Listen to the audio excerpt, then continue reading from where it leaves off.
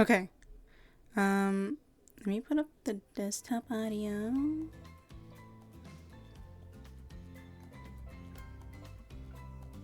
How's the volume? Game volume. Looks good on my end. I don't know if it's too loud for you guys.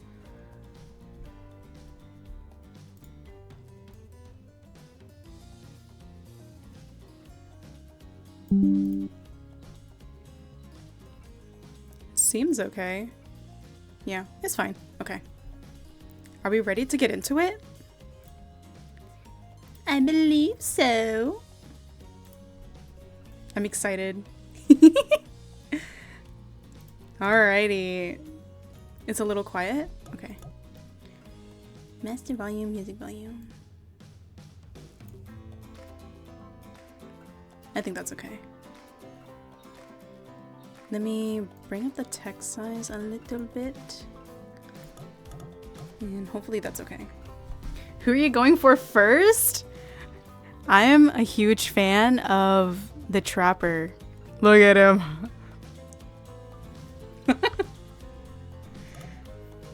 All right.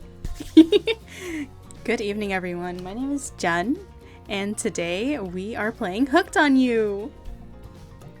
Let's get right into it. New file. Before we get started, what shall we call you? Enter your name. It's Jen. Welcome to your dream vacation. Ooh.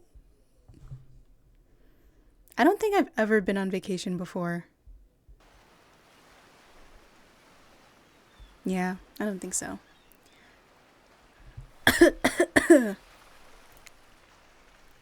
You wake up on the beach, soaking wet, salt water stinging the inside of your throat, as if you'd nearly drowned. Water falls from your mouth as you open it to gasp for air. Blech. Hold on. My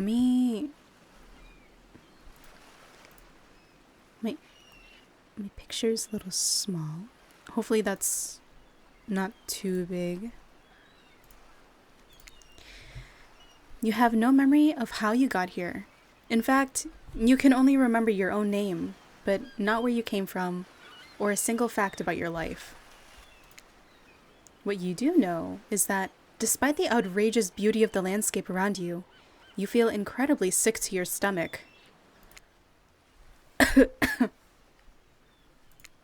Wow, really went down the wrong pipe, huh? You need a minute, or can I go on? Because I can give you a minute. We've got plenty of time.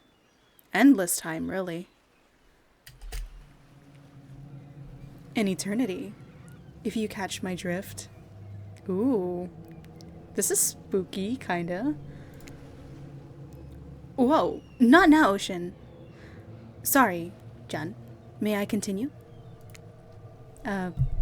Please, go on. Okay then.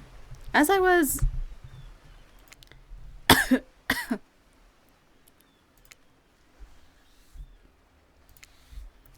As I was saying... Who is saying this stuff? You look down at your feet, ankle deep in the crystal blue water of a newly arrived wave. As the water recedes back into the ocean, it reveals a grotesque discovery. Ooh, what is it? Oh boy! A decomposing face stares up at you from beneath the sand. All you can do is vomit. A stream of dark bile, bugs, worms, and other ick. Questions race through your mind. Where are you? How did you get here? Who is behind this incredibly charming and well-spoken voice in your head? However, answers don't come easy. Your mind is completely blank. What will you do? Ooh. Run? Close your eyes, or dig up that face. What does it mean, dig up that face? Like, actually peel at it? I would run out. I would run away. But you turn away from this wretched sight and begin to run. But the beach, it's endless. Despite how far you run, you get nowhere. Exhausted, you stop and look behind you, your footsteps erased by soft blue waves. You turn inland, considering your lack of options. You've got no choice but to walk into the brush. However, the beauty of the beach is not shared by the darkness of the palmy woods before you. There's nothing inviting about that shadowy forest. Terror freezes you in your steps. Why are you trying to run away? This is paradise. You're here to enjoy yourself, don't you know? Have a little bit of fun. Take charge of your own experience. Well, that was sure weird. That voice again. Do oceans normally talk? Your memory isn't right, but you're pretty sure you remember learning as a child that oceans do not speak directly to people in spooky terms. Hi, Astra. Good morning. Your mind doesn't have a chance to linger any longer on your current situation. As you feel something soft bump into your foot. Is it the head again? Oh! When you look down, you find a volleyball sitting in the sand there next to you. The bloody handprint. I wonder who that could be. You stare down, frozen. A voice calls out from behind you. Little help, please. You turn around, and when you see what's waiting for you, your jaw just about hits the ground. Oh, look at her. She is so beautiful. Ah! Ah. Ah. Oh my god, it's him.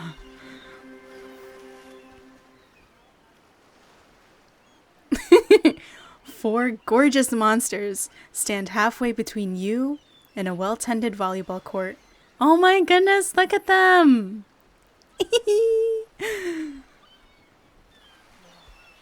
The use of the spider lilies. And Huntress is so cute.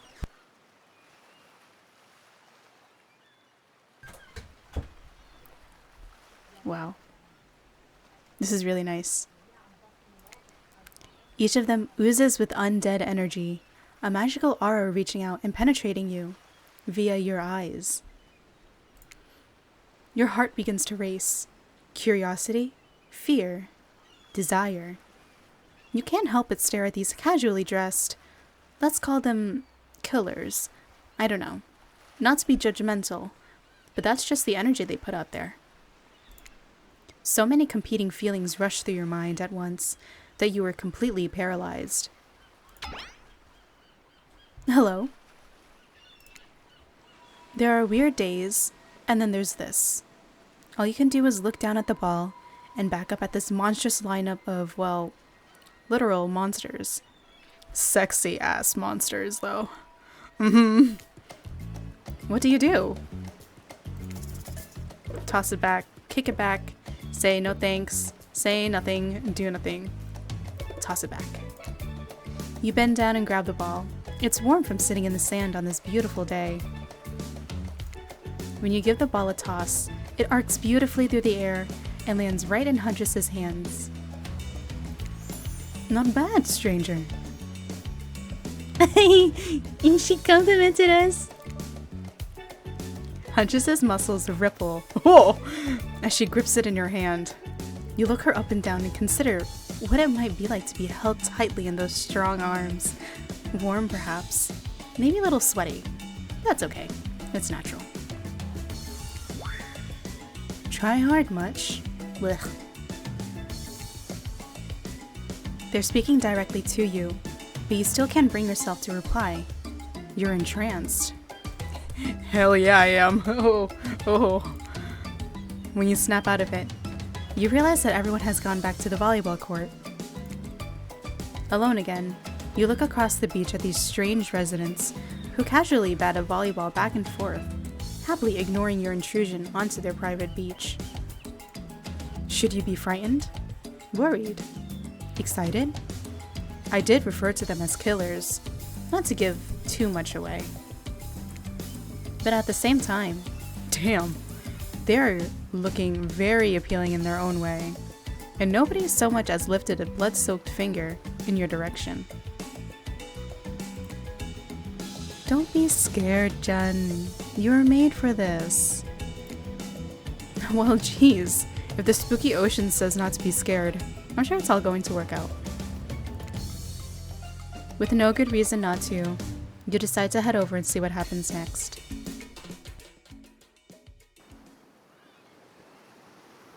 Wow, oh my god, I love the artwork so much. It seems like you've derailed the volleyball game just by showing up.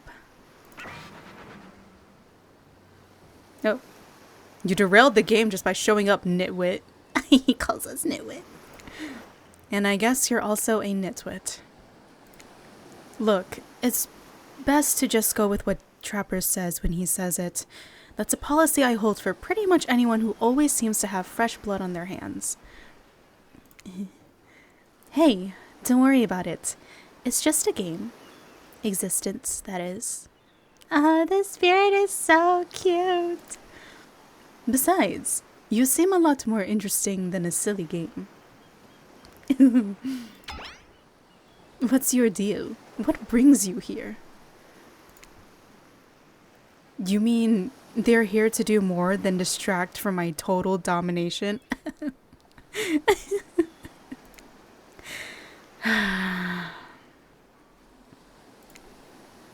That was Wraith. That sigh means he was done with the game too. Either that or he saw a butterfly or something. Look, I don't care why this slack-jawed moron is here. He's so mean. Oh, hi. I just want to know, can I kill them or not? You know you can't. At least not yet. Oh, wow. Okay. Okay. Oh yeah, not yet. Hey, Jen, you might want to, you know, say something. Actually, never mind. There'll be plenty of time for that soon enough. Right now, this group has some questions for you. But be warned, answer quickly and answer well. This is a timed quiz, and it will be very important later. I'm not good with timed quizzes! I cried all throughout university. Come on, man. Very important. Or not important in any way whatsoever. Probably that one. I can't remember. How attractive would you say you are? Oh yeah, very. I'd say I'm very attractive. That's what you think very attractive is? Compared to this. Yeah, compared to you, no. Trapper flexes his... Trapper flexes and his muscles are so tight, you can practically see the blood running through his veins. Oh. If you could have any superpower, what would it be? Oh. The power to control probability. But let's see if that option actually comes up. Flight, super strength. Flight. Flight, for sure. Technically, I suppose I can fly. Honestly, it's not all that it's cracked up to be. As far as I go, I'm still not where I want to be. What was your best subject in school? Let's go. Math? It was not math. It was science. Probably math. It's the only thing that makes sense when you think about it. What's your favorite animal? What's a mustelid? I don't know. But it's a bear. I suppose cat will do. Definitely a cat. What? Why is everyone looking at me? You think just because I'm the typical cute goth girl, I have some specific love of all things cats, and more specifically, black cats? Well, I do, but you can all go to hell anyway. She's a little feisty. Mustelid is like ferret-shaped. Oh, okay. What's your favorite color? It's purple. I guess 3-day-old corpse. Blood red. Red. Some call it the color of love, but love is just another word for pain. Ooh. What's your dream job? I don't even know myself. Astronaut, nightclub promoter, not working at all. Yeah, not working at all. If we get to it, what we really want, well, why work at all? It takes a lot of courage to break free from society's expectations to climb the ladder. Only she could spin laziness into some kind of grand crusade. These damned millennials. Oh, Trapper, why he's so edgy and like and grumpy old man. That's what he is. Best flavor of ice cream? Mint chocolate chip. Horse flesh? I'll take chocolate. Thank you. Chocolate. My favorite flavor is pain. Oh, he's very edgy. Same. Same here. He's thinking the same thing, I bet. Mine is vanilla, swirled with pain. Okay, here we go. I think mint chip. There we go! Is the greatest flavor ever conceived myself. But enough about ice cream, am I right? Hold on a second. This reminds me. I am right. Always. It's a lesson you should learn before we go too much further. Do what I say if you want to survive. Pick mint chip. Of course. We're teaching lessons now, narrator. You rascal. Kill or be killed is the rule on this island, even for faceless voices. Tell me, what's the best flavor of ice cream? Oh, mint chip for sure. Oh, yeah. The best flavor is mint chip. So obedient. I think you're gonna do just fine. Anywho, now that they know so much about you, I'm sure the group wants you to start getting to know them. I'm Trapper. I pretty much run things around here. I'm the smartest, richest, strongest person on this whole island. Oh yeah, I'm sure you are. I don't like losers. If you want to know what a loser is, say hello to Wraith. It just sounds like besties talking about each other. Hi, I'm Wraith. I'm nothing like everyone else. I like nice people and loathe big dumb idiots. Hey, what's up? I'm Spirit. I don't like most things. I don't really hate most things either. It's not worth my time. But the things I do hate, I really hate. You know? Based on my personal observations, life is nothing but suffering, and society is a carefully calculated lie to keep everyone subservient to those in power. It's better to choose to just not take part.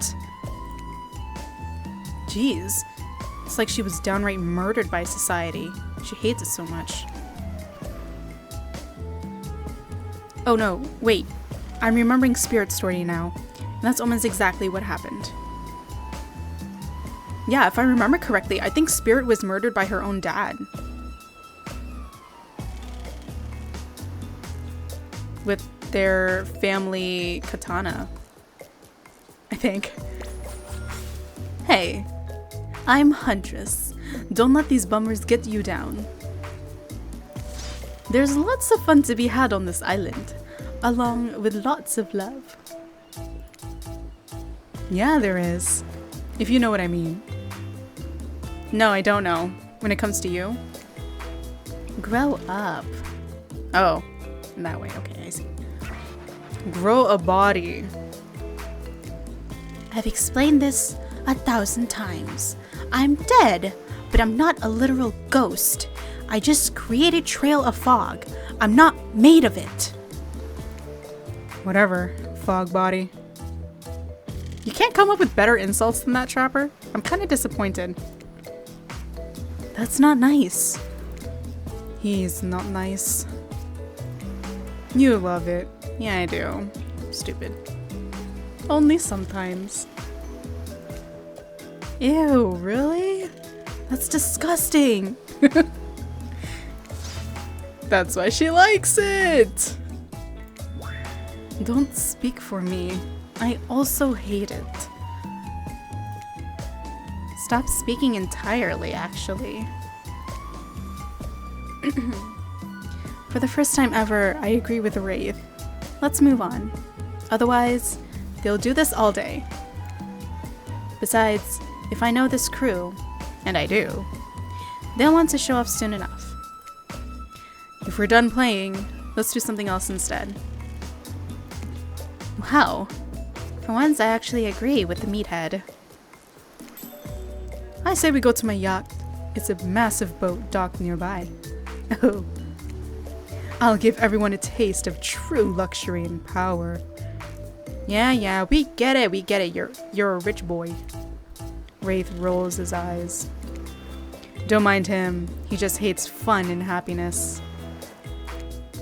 No, I hate the endless, desperate, soul-crushing pursuit of wealth, the way it's flaunted needlessly, and the cruelty it engenders. What about hanging out by the pool?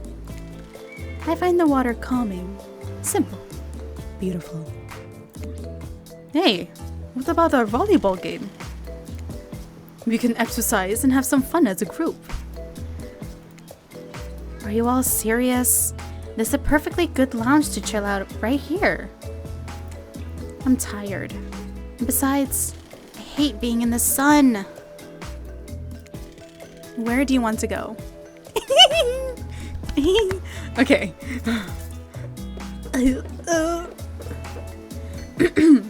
Okay. Drink first.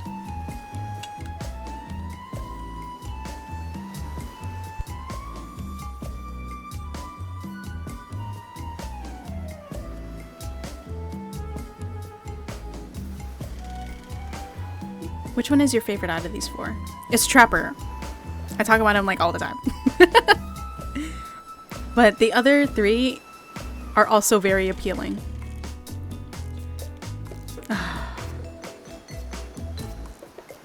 Let's go with Trapper.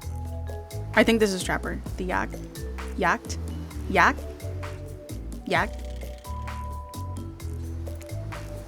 How about the yacht? I hate that word so much. Perfect. You obviously have a modicum of taste and good judgment. At least I hope you do. Guess we'll find out.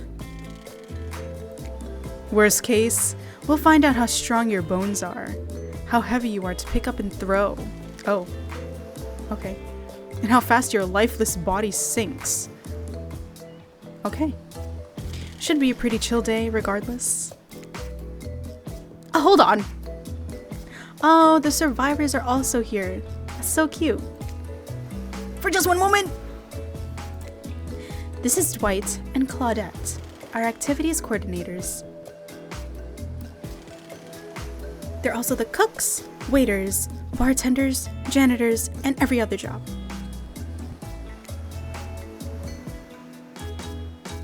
They're the only help remaining on this island.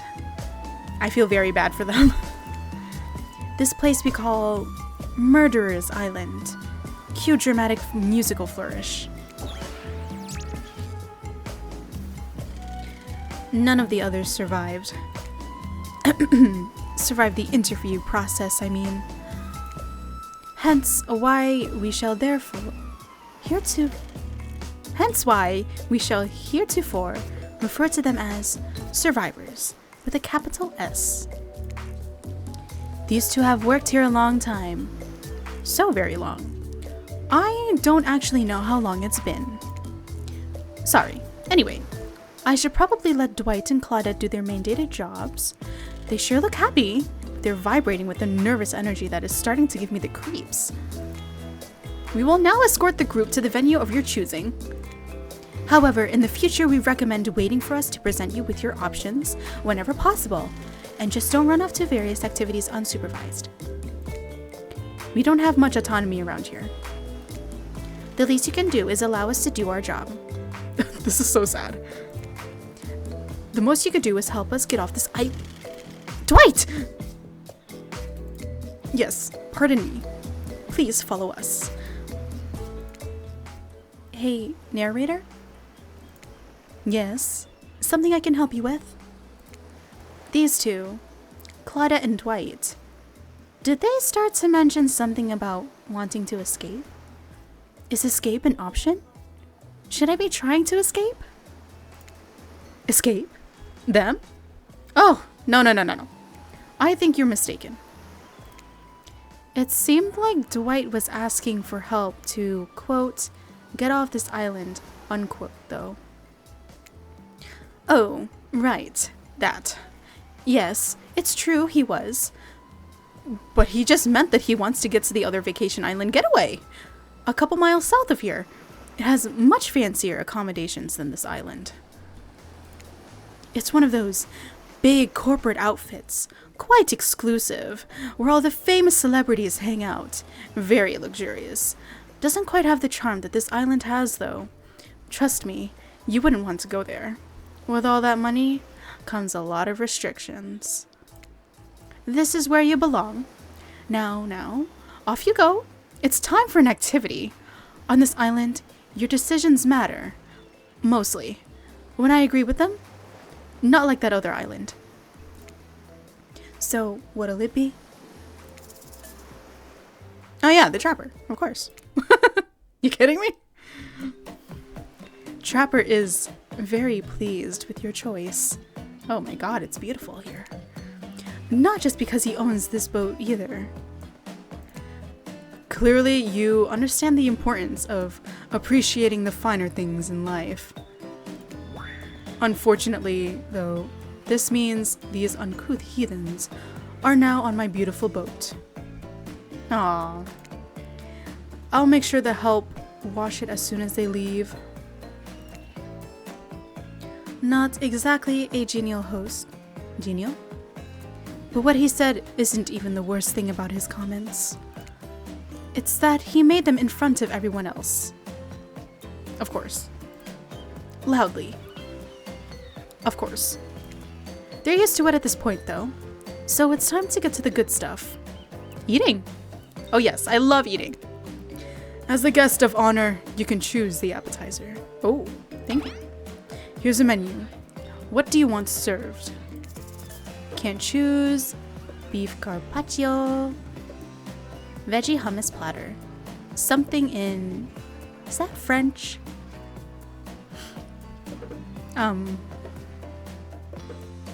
What is beef carpaccio?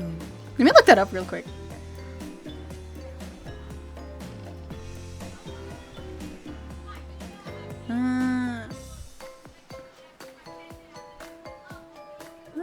Looks pretty good. Let's go with this one. Raw. Simple.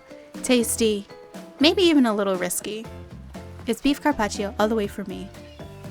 Oh, it's raw? Thinly sliced or pounded thin and served raw. Oh, okay. And I'm sure a group with such particular taste will all surely love it. Great choice. It's my favorite. Sometimes it's too cold to start a fire, so you eat what you can, how you can. Gross. Not just meat, but raw meat? Will you be wearing a fur coat throughout the meal too? Oh my god, Wraith. No, it's far too warm for that, but maybe some fun little slippers. The survivors arrive with trays of food as everyone stands around and makes conversation. Enjoy. Please, for our sake. They catch Trapper glaring at them for daring to speak directly to you, but Dwight pushes on anyway. Can we get you anything else? No. Thank you. I'm all set. But thanks for great service. I mean it. Fantastic. Wow! No one ever thanks us for anything! Thank you! I'll thank you kindly for never speaking out loud to my guests without being spoken to first. Now scram! Now that the help is gone, the killers... You know, killers is a bit harsh. They haven't killed anyone today, anyhow. Should we call them suitors or something? I don't know. That lacks a bit of punch. I'm sticking with killers. The killers have begun to hover around you. What are they gonna do? Eat me? They each seem to be waiting for a moment alone with you. Except Wraith. He seems to be studying the corner of the room, deftly avoiding any engagement with you at all costs. He's a shy boy. Who will you allow to steal you away for a quick second? Oh! Trapper! You make eye contact with Trapper, and he immediately pushes the others aside. This is too good. You already show promise as a prospective mate. Oh. Therefore, I'd actually like to get to know you better. So, I'll let you in on a secret. When the time comes, I have a private little getaway here on this island. No one else knows about it. It's to die in. I mean, for. It's to die for. Right. It's a hidden spot where I enjoy all of life's many bounties. I want to show it to you. Oh, how nice. Not because you're worthy of it just yet, though. Mainly because it will piss everyone else off. You chose me. Oh. I always like to remind him who is really in charge around here. Oh yeah. And also that part about getting to know you better, that's important too. I guess. Everyone! Put down your appetizers. I'm bored and on my yacht, that's unacceptable! Declan! Yes, sir. Prepare a libation. Something that will impress our new guest. By the looks of them, shouldn't take much. Hey! You guys didn't see me, but I kind of like smiled and wiggled there, and then I realized what he said.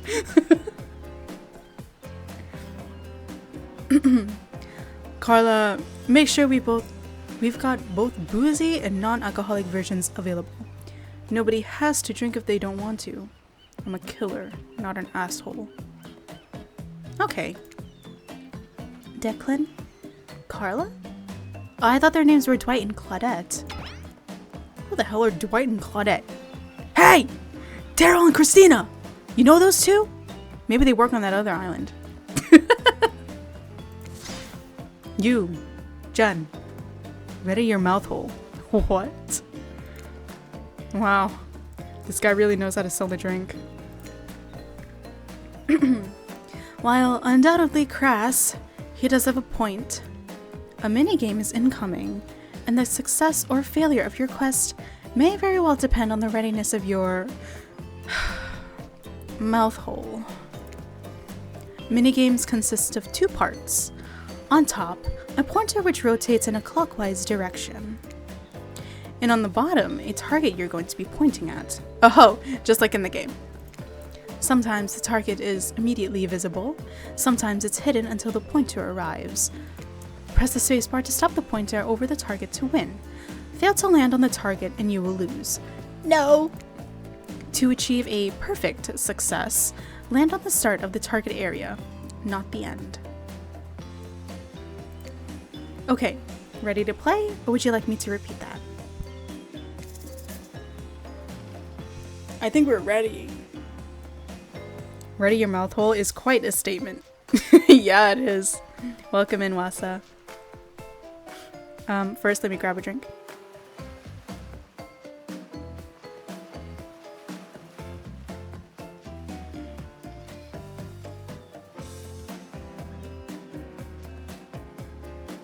Okay. I'm ready. Ready! Away we go! The party never stops. Shots! Shots! Shots! Perfect! Oh no! Not bad. Oh. Perfect! Oh no! I missed completely.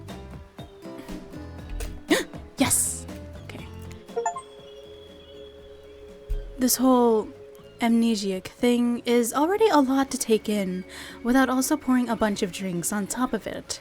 So it's not unexpected that you didn't perform perfectly. Lucky for you, my desire for perfection is only matched by my enjoyment in watching losers fail publicly. But don't expect luck to get you through this forever. Overwhelmed by the afternoon's activity, you feel yourself spinning out of control. Was it the drinks? The pressure to perform? The rocking of the ship? Smartly, you pound a pitcher of water before everyone goes dark around you. And it turns out a quick nap was just what you needed. When you come to, Dwight and Claudette are somehow already back on shore, waving at the boat. I'm pretty sure that means it's time to head back and leave this yacht behind. What a shame, too. Trapper planned to serve live monkey brains as an entree. Ooh. Ooh. Seems like the next activity is mealtime? How quaint. You were expecting what? Capture the flag?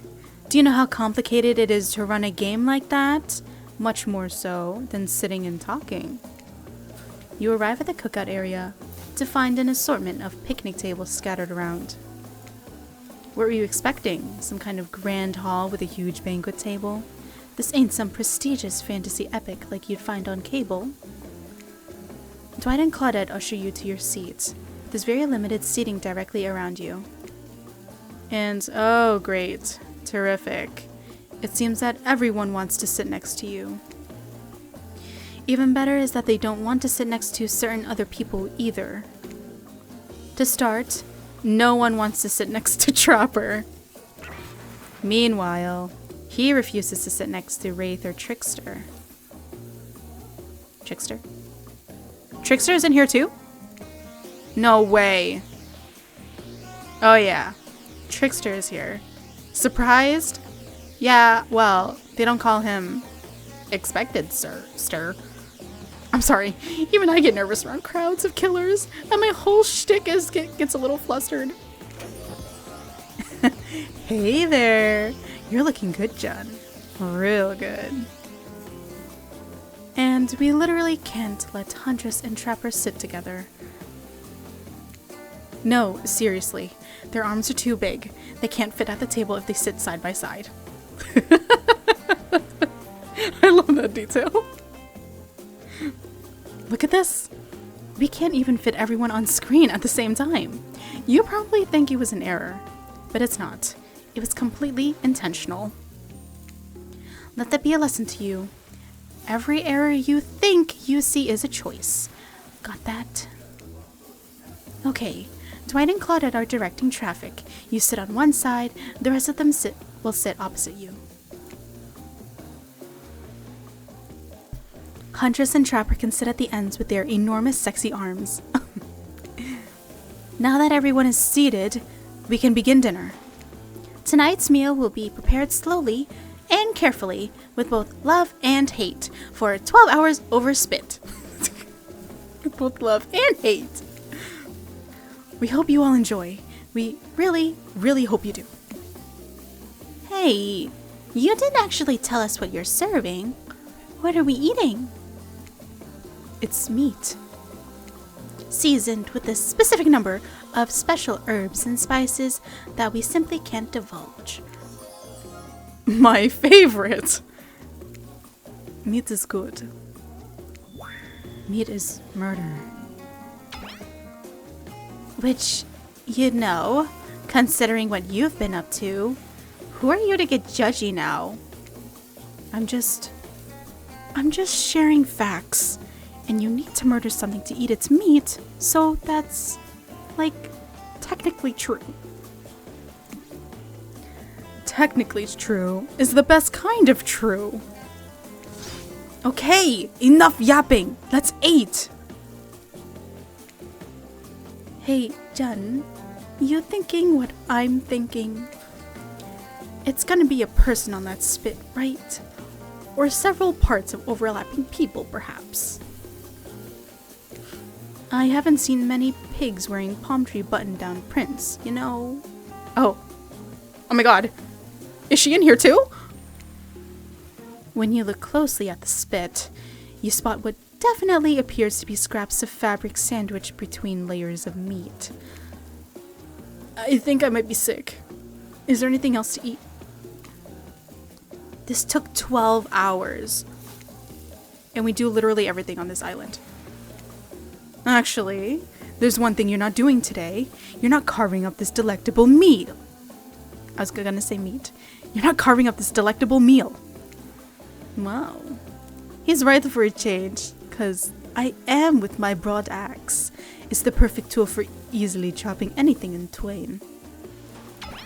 First, who says twain? Sometimes I swear it's like we're all from completely different historical eras.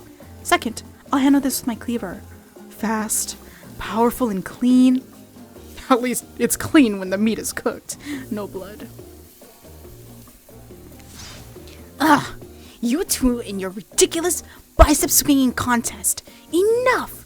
Grow up! Obviously, my gorgeous katana is the only option. Obs. Oh. The hell it is. Oh. I'll show you both my katana, and I'll send you to actual hell if you'd like. That's so cute. Please, stop. Please. I hate when we fight, or talk, or even when we look at each other in the eye. I can do it. I have the skull of Azeroth. Great. Instead of slicing it up, you can club it to a second death. Hey, Jun. I know this isn't what you want to eat, but hurry up and volunteer to carve up dinner. Otherwise, this will go on for hours. No hyperbole. They once argued over who had the most effective weapons for 72 hours straight. And it doesn't matter which one does it. When they're done, they will take even longer cleaning their weapon, all while explaining the value in maintaining your tools. Despite being a bunch of cold-blooded killers, for some reason, they're always terrified of tetanus. I mean, it's a serious condition. Hey, why don't you just let me carve up dinner? Splendid idea. We'd hate for it to get cold. He hated when it got cold. Here's a machete, freshly sharpened. Minigames consist of 2 parts. Blah, blah, blah. Okay. Same thing? Cool. Okay. Okay. I'm ready. Ready! Away we go. Slice! Okay.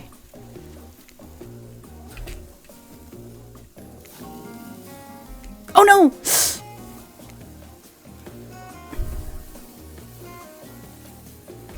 Oh yeah. Woo!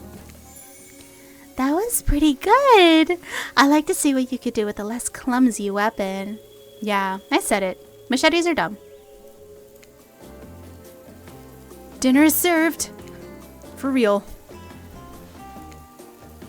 The sounds, especially coming from the masked killers while they eat, which involves lifting their masks and shoving food up behind them, are nasty. Spirit, meanwhile, doesn't even eat. She's the one who seems to be really embracing being dead. They're all dead, right? This is obviously hell. I mean... Come on. We're trying to be mysterious here. You think mystery comes easy?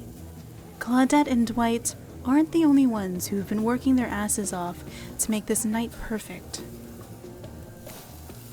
Well, at least they're lifting their masks. This is only 99% as disgusting as it could be if they just tried to mush stuff through there. Spirit is growing on me. Yeah, she's really cute. Spirit, why aren't you hungry? The 2 best things about being dead is not having to eat. That's only one thing. Think about it, Jun. Number 2 is no number 2. One thing less to think about in the afterlife. Even if I wanted to eat, I have no idea what would actually follow. You might have noticed, but I'm mostly just a bunch of dismembered body parts floating in a spectral form. Do you see how deep this cut on my abdomen is? I don't think my digestive tract connects anymore. Between the food and the behavior of the group, this might be the worst meal in history. That's so disappointing. But even worse is they're staring at you. You're not eating. They don't like that. I think they want an explanation why. What do you want to tell them? Ooh. This is gross. I'm sorry. Look at that seagull. Well, I mean, even if it is gross, I don't want to say this is gross. I'll just say I'm sorry. Actually, it's not the food or the company. I'm just super self-conscious how I look when I eat. I was just pretending to be grossed out by dinner so I'd have an excuse to not chew in front of everyone. Sorry if that made things awkward. I'm actually extremely hungry. Yeah, watching people eat is gross. But try to relax and not worry what everyone thinks. It's so important to always remember people are watching you, judging you, definitely not ignoring you. Right, guys? Is anyone listening to me? Typically, a group that includes one, if not more cannibals staring at you with meat juice dripping from their chins would be quite scary. However, right now, you're barely able to keep your head up, let alone get scared and run away. I'm a narrator, not a physician, so please don't take this as medical advice, but I'm pretty sure you need to eat to stay alive. Oh hey, it's me again. Your friend, mentor, and guide. Narrator to the narrator. The ocean. Not sure how I feel about that characterization, but I'll allow it. I brought you here, and I might be the only one who can help you now. There's only one thing you must do to survive. You have to figure out why you're really here. No one can tell you, not unless you follow the right path, or at least a right path. There's too many of those to count. Hopefully you pick at least one of them. Because there are even more wrong paths. Many of them lead to your demise. Others lead to something even worse. Oh? Like what? Starting scenes over and having to fast forward back to where you were. Am I right? For this place holds many secrets, even from itself. But the one that truly matters can only be learned if you answer the most important question. Why are you here? Okay, that's your goal. Why are you here? Answer that, and you'll learn the truth. The ultimate truth. Vague. Mysterious. I gotta give it up to this ocean character. There's some quality early game storytelling. Okay, hold on. Drink time.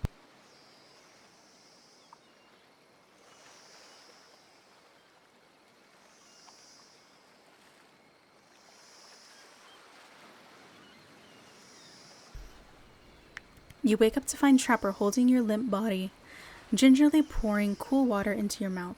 Oh.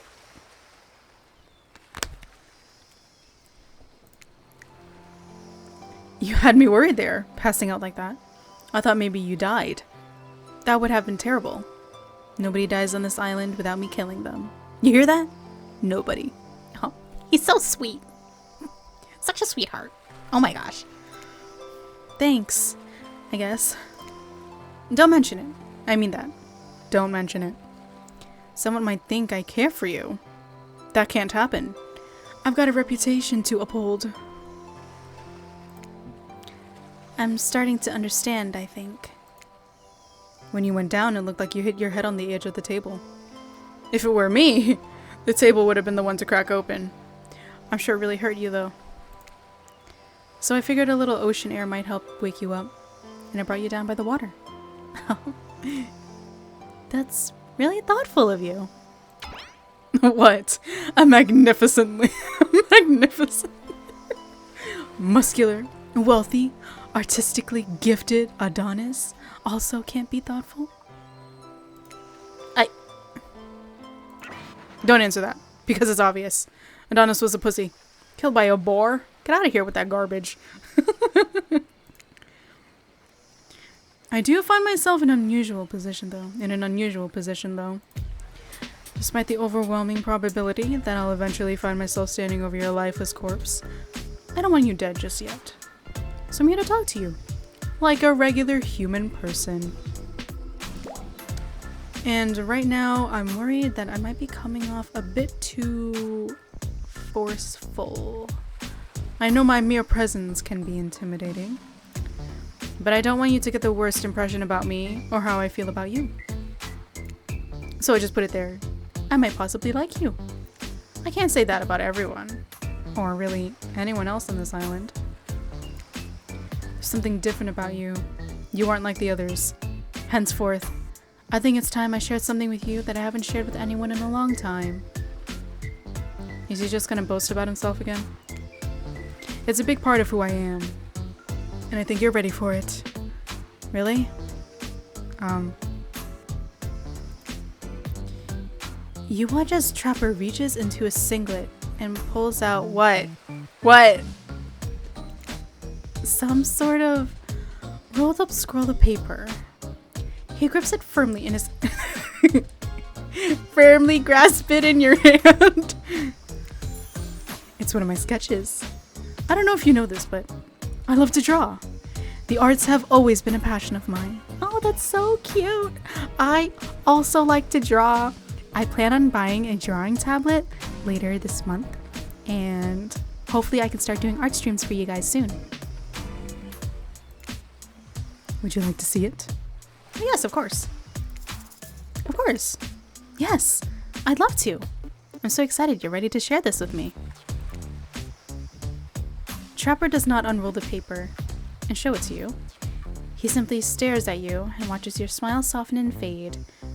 And the longer he stares at you, the closer he seems to get. Okay. What an interesting response. Thanks. I hope. Trapper looks at you. A piercing look even through his mask. He smirks, but it's not clear why. Then he turns and leaves. Just as things are really heating up, you hear a flurry of footsteps behind you, and you quickly spin around, ready to fend off whatever new danger has popped up on this strange island. Only to find that it's Dwight and Claudette sprinting across the beach, clipboards in hand, which they're waving in the air above their heads. It's very important that we stick to the itinerary and attend each event as scheduled. Playing sick for cute flirt points was not a part of this evening's activities. Why is he so mean? I actually passed out. That's strictly slotted in for after campfire story time. At this rate, we'll be late. Playing sick? No, no time for excuses. Well, there is. That's scheduled for after what comes after the flirting. Huh? Flirting is scheduled too? Go, go, go!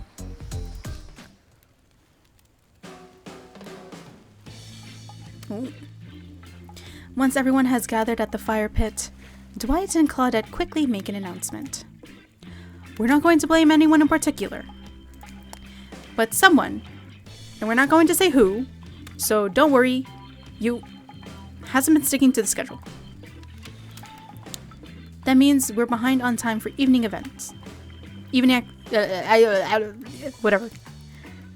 And we'll only have time for one person to share their spooky specials nighttime story. Just one story? But story time is my favorite activity. This is a narrative-heavy experience. You're telling me that only one person gets to share? How will we decide who? Oh, great. We have to decide as a group? That never goes well. Whoever did this, step up now. I swear I won't be angry. I'll merely chop your head off clean. No fuss, no muss. Voice trembling, you realize this is probably it for you, but you embrace your fate.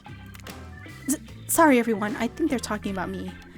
To be honest, I still don't understand how this whole schedule thing works. I guess I lost track of time while I was passed out. Been there before, even though it's taking some pressure off of me, which is an absolute dream come true. Is it really fair to pick on the newbie? Seriously, has anything here ever happened on schedule, even once? damn it, Donald. If you try to flex that authority gimmick one more time, so help me, I'll snap your head off so quick, and then I'll drown you in his blood, Cynthia. Fuss and Muss are back on. You two know I love to hack, slash, and slice. We all know you love to kill. It's almost all you talk about. Nobody named any names. Nobody even knows any names. Not us. I renounce my name. Who's Donald? Who's Dwight? Who even knows anymore? Call me nobody. But we still gotta get started on story time, so... Jen, who do you think should go? Ah, damn it. That's a name. Please pick somebody quickly so that this tropical vacation doesn't turn into a bloodbath. Ooh, who should we go for? Huntress, Wraith, Spirit, or Trapper?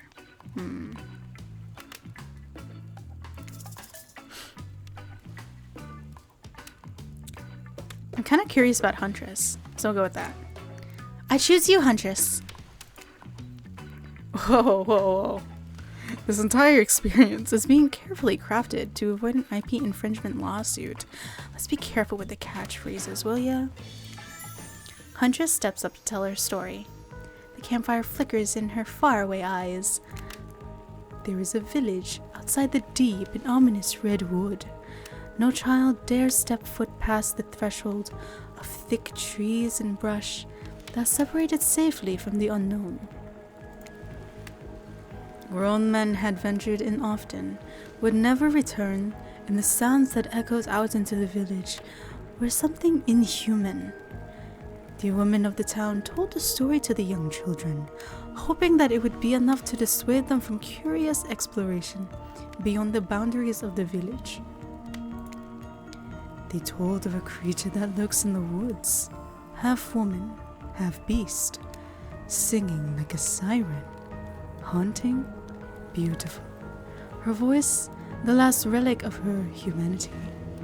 It lulls all who hear into her domain, and not precocious child, nor fierce soldier can escape once you are in her clutches. Those who have seen her say she wears a mask of hair stained with the blood of so many poor souls. The hatchet she wields have been brought down brutally on the skull of many an unsuspecting hunter. The nightmare doesn't end there, but a hungry beast to do in the fridge of winters with nothing but hunter meat to live off of. It is said that the Huntress, as the villagers called her, couldn't bring herself to kill the young girl she came across in the forest. Instead, they'd suffer even worse fate. Longing for a child of her own, she'd bring them back to her scheduled cabin to keep them safe. She'd wrap a tight cord of rope around their necks and affix them to the wall. That way, they'd be warm. That way, they'd be out of harm's way. The Huntress would even bring the girls presents. Toys she'd pilfer from the other bodies. Masks she'd fashion out of things from the cottage. And little dolls made of grass and twigs. But these toys did nothing to quell the children's fear. Within days, the girls would waste away from starvation and dehydration. For all her good intentions, the Huntress had never learned how to care for a human child. See a tear creep down from underneath Huntress's mask. Suddenly, the most beautiful singing voice you've ever heard fills the air. Is she actually gonna sing it? Oh no! I thought they would at least put in her tune.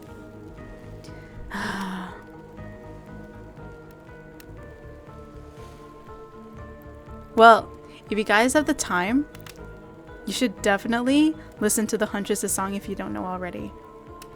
It's like an old Russian lullaby, I think. There's a brief moment of silence, and you feel the need to contribute to the stirring moment. Join in singing, slow clap, or make a joke. Why don't we join in singing?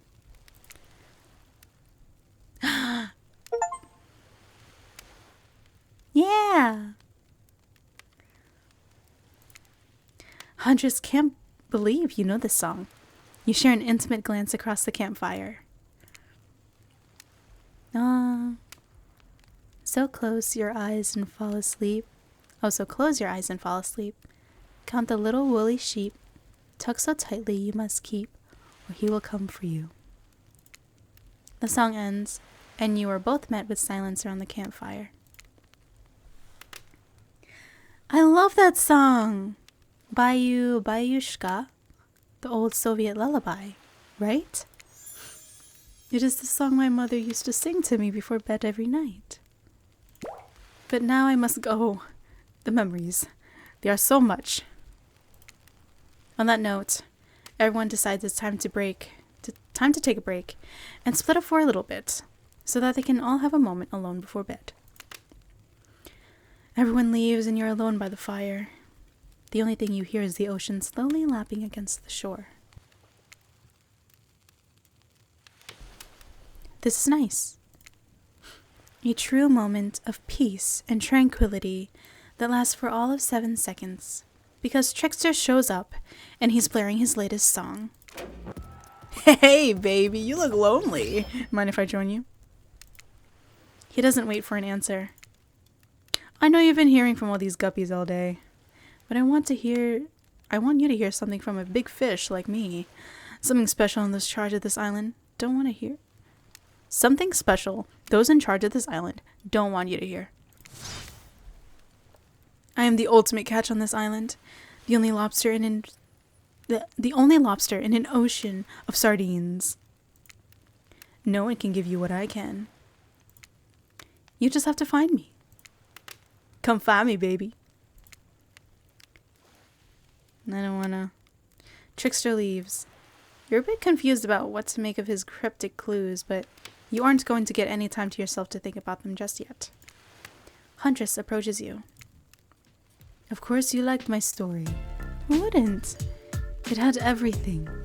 Cute kids, dead men, a huntress. I find that all stories are better with the sound of burning fire filling the air around you. Oh, the smoke, however, I could do without. I'd rather eat barbecue than smell like it. Let's rinse off all that campfire with a dip in the hot tub, shall we? Oh, look at her, she's so cute. Oh yes, of course. Now pick me up in your strong arms. Dipping in hot tubs with the Huntress? You've come a long way in a single day. I'm not saying you shouldn't follow her. An offer like that. Just don't forget our little talk. I actually did forget. I was too focused on. Yeah. Hold on, I need water.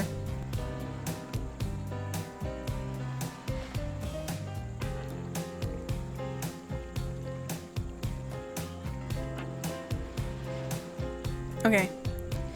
You and your storyteller friends slip into the water. It's just the right temperature for an evening dip. Plus, if some jealous shark comes along and manages to jump from the ocean into the pool, you're also pretty sure your killer companion can handle it. Before you run off, I wanted to make something clear. You know that half woman, half beast I was talking about in my story? That's me. I'm her.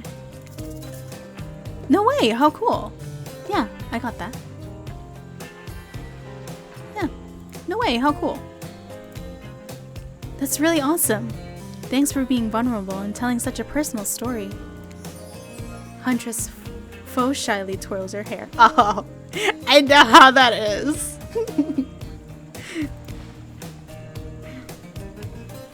Tell the truth. What did you think of my tale? I have the makings of a best-selling author, such as the comedic mastermind Dostoevsky? That was a really well-told narrative. Clear beginning, middle, and end. Riveted from the start. Plus, the woman in the forest, you, are clearly not a true villain. You were just a traumatized child. Okay, and now you're just being a suck-up. Huntress's eyes leer at you from behind her mask. She's had her time in the spotlight and is playing coy now. Chuckle awkwardly or call out her tired storytelling.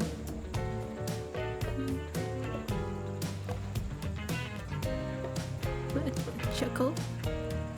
You chuckle awkwardly at Huntress's statement of the obvious. Why are you laughing? I can't help but giggle when I'm both about to die and also maybe falling in love. I can't believe how awkward this intimidating woman seems right now. It's actually pretty endearing. You notice the temperature has dropped significantly, despite your steamy company. We went from going from Chopper to Huntress. What is this? It's a little chilly, and your bare shoulders must be freezing. Let's head back to the fire and put me to bed, We hate to intrude on whatever smooth moves you were about to unveil themselves, but it's time for bed. Usually nighttime is when I do my best hunting. After a day like today, even though I'm pretty tuckered out, will I see you tomorrow, Jen? Only if I don't see you first. Make a cute little bowing motion. Huntress catches the imaginary arrow you shoot in your teeth, and then bites down hard, snapping it in half. At least you think that's what she's doing. It's kind of hard to tell. Oh. Good night, my little snack. Oh. To be called the little snack. I'm sure that wasn't a reference to actually eating you. Oh yes, I'm sure it is, but that is okay. You head over to the campfire. The heat is comforting on this chilly night. Looking into the crackling embers, you think about Huntress' story of the half-human beast that abducted all those innocent children, an attempt to save them that led to their doom. Are you a mistaken prisoner here on this island? Is this your salvation? Or will it be your demise? Before you can dwell too much on your fate, Claudette and Dwight arrive, their now familiar, creepy smile stretching from ear to ear. It's a bit menacing to see a smile like that, lit by firelight. We must apologize for the accommodations. We weren't prepared for another guest, but we're going to make you comfortable, or die trying. They hand over a pillow and blanket and welcome you to snuggle up by the fire. Perhaps some music will put you at ease? Just try to keep the volume to a minimum. Our other guests aren't the types you'll want to rob of their beauty sleep. Oh, okay. Oh, another one. Wait. Was it different? I think it was the same. As the radio begins to fuzz and flicker, you examine it and decide that you might adjust the dial and fix it.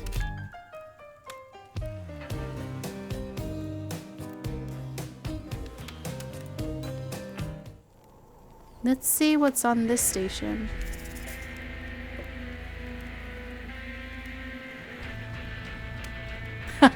Nice.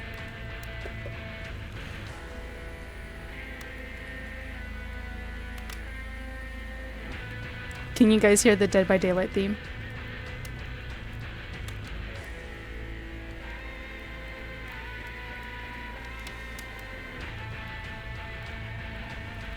That's so cool.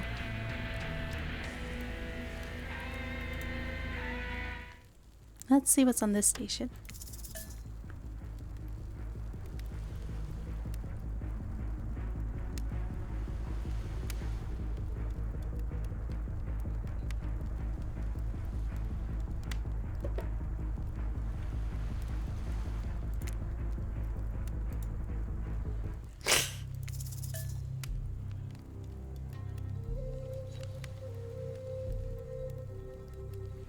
Oh.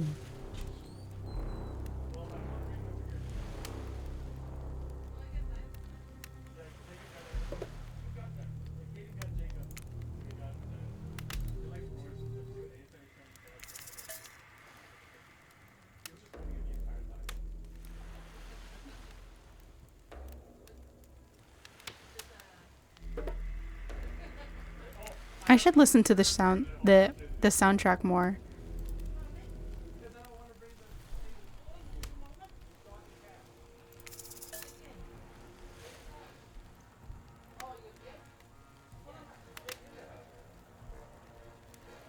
This is the clown. I can kind of hear the carnival theme.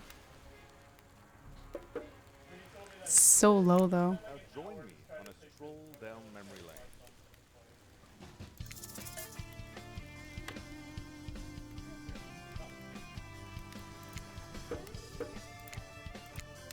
lane. I plan to turn up the volume music. The music volume, Jesus.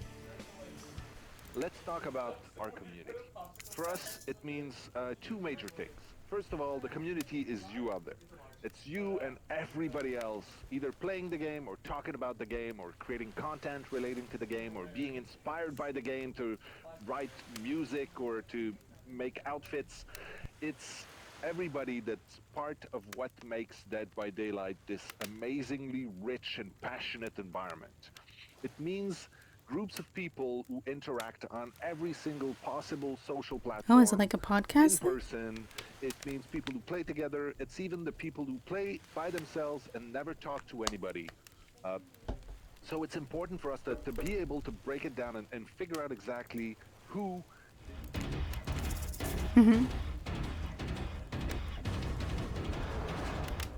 Oh, this is a cool theme.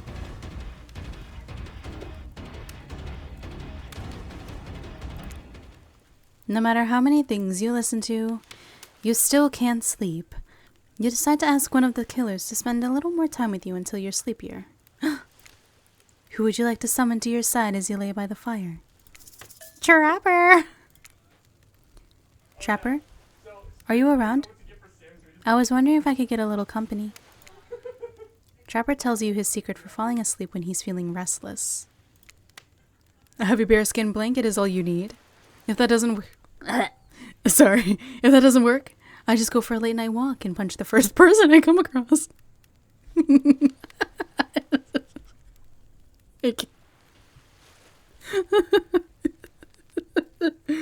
That's too good.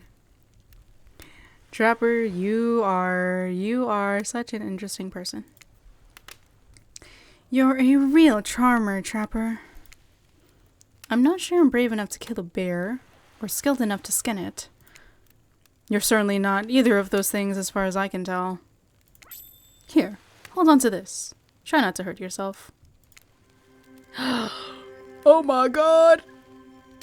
Trapper hands you an entire bear's paw, complete with sharp nails. It's like the most aggro version of rabbit's foot you've ever seen. You finally start to feel sleepy. Except, maybe this isn't really a sleepy feeling. Maybe you're paralyzed. You try to keep your eyes open, but you can't. Darkness overtakes you. The voice from earlier speaks to you again. It shouldn't still be as spooky. By now you've had a whole day of strange voices in your head, but this one is still undeniably odd. Had a good time on the private yacht today? That comforting rocking sensation? That was all me. Oh yeah, you're welcome. You awake suddenly to see someone looming over you. Wraith stares at you awkwardly. He says nothing but stares. You look around to see if there's something going on behind you, or on either side. But nope. Just staring. Oh! You're awake. I saw you with the Trapper right before bedtime. Are you making some sort of a alliance? Are you with... Wraith scans the horizon. Them? I'm just making sure you are who you say you are. I've been burned before, and something seems off on this island since you arrived. Even more than usual. Maybe we could talk about that tomorrow? It's just, since you got here, I think we could have a really nice day tomorrow together. It's just, you have no idea how long I've been here with these monsters. To be honest, I have no idea either. They're just awful. Boring and loud and stupid. You're different. There's finally someone here on my level. You're thoughtful, interesting, gentle. I think we could, have fun. I could show you some cool stuff if you want. If you don't, that's totally cool. I get it. No pressure. In fact, probably just forget I was here. Good night. Finally alone. For real this time. Maybe. You drift off to sleep again. Hopefully you're not poisoned. Poisoned? Wait a second. Where are we? Oh, this isn't. Oh, geez, it is. It's one of those reality show confessional rooms where all the contestants directly talk to camera. I think today went really well. There were some of my first interactions with someone who isn't a parent that didn't end in bloodshed or untimely perishing in my Russian cottage. So I'm counting today as a win no matter what happens. What? What do I think of the newcomer? Do I have to say? Oh, I do? Okay. Attractive. Mysterious. I really don't know that many other words since I was raised by my mom in the woods until she was skewered by an elk and I had to wash her entrails off my Seraphan. That being said, the other three should make sure to be on their guard. I don't know who this newcomer will want to spend time with tomorrow, but I for one will not let my guard down easily. Who knows about the others? Wraith, I think, knows more than he's letting on about this place, but he's a hard nut to crack. Meanwhile, Spirit is just screaming all the time. Mater, Buzzkill, and Trapper. Where do I even begin with Trapper? He's buff, sure. But daddy issues much? Sheesh. Look, I don't need anyone. I've been perfectly fine on my own since my mother died. I eat a fine diet of raw deer, bear, and human, and I'm as fit as a fiddle. That being said, something about this newcomer makes me think that I might be missing out on some huge part of this thing called life. Yeah, if I'm being honest, I just want to kill just about everyone I meet with a minute of meeting. Even the people I can tolerate, I just want to see suffer for a long time before I kill them. This person, for some reason, I would like them to continue living. For now. One false step and... you know, everyone calls me Trapper for a reason. And they better call me Trapper. I swear if I watch this later and you list me as Evan, I'm going to kill this Shy One guy. I'm not really sure how to feel about Jun. On one hand, everyone I've ever cared about has met an awful fate, so it's probably good for Jun if they just keep ignoring me. On the other hand, there's something about them that maybe I could work out for my plan, or for me. I know that everyone thinks of me as beautiful, cold-blooded killer. I can't help it! Circulation just isn't my thing. I don't choose to be cold. This cute hat and robe, okay, those are a choice, sure.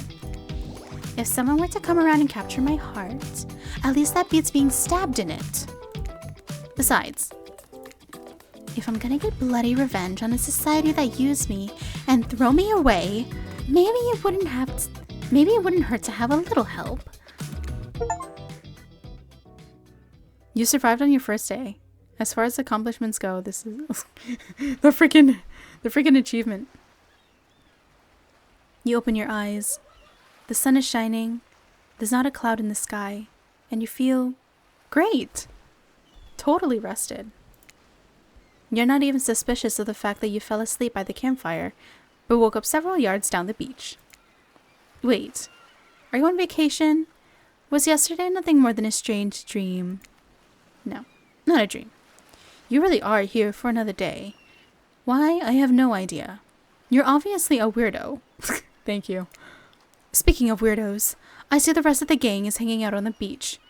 This is definitely not a dream. I wouldn't rule out a nightmare just yet, though. At least they make for a sexy bunch, no? And talk about sexy. Here comes Trickster carrying coffee. Morning, beautiful. I thought you might like a nice cup of joe to start this incredible day off right. Oh, thank you. Trickster seems suspiciously cheerful. I'm sure there's nothing nefarious behind this joyful demeanor, though. Everyone knows musicians are morning people. I also want to wish you luck. Today is an important one. My only regret is that I won't be a bigger part of it. Budgeting issues. Also, I'm just swamped with engagements, especially on the other island. Trickster winks at you. If you want to ask him how to reach the other island, now is the time. Never mind, he left. Oh. Well, at least he brought me a cup of... No, wait, don't drink that! What the hell was that? They don't call him Trickster because he's good on a skateboard. And he definitely didn't get that name because he brings people drinks so they can have a good morning. That was almost certainly not coffee. And I don't want anyone casually poisoning, imprisoning, and torturing you. Yet. This is supposed to be a tropical paradise. The type of place you give a 5/5, 10/10, 2 thumbs up review to. Not an eternal prison of pain. And please make sure to leave a review. It really helps with the algorithms. Just trust me, I'm looking out for you. So can we please move on?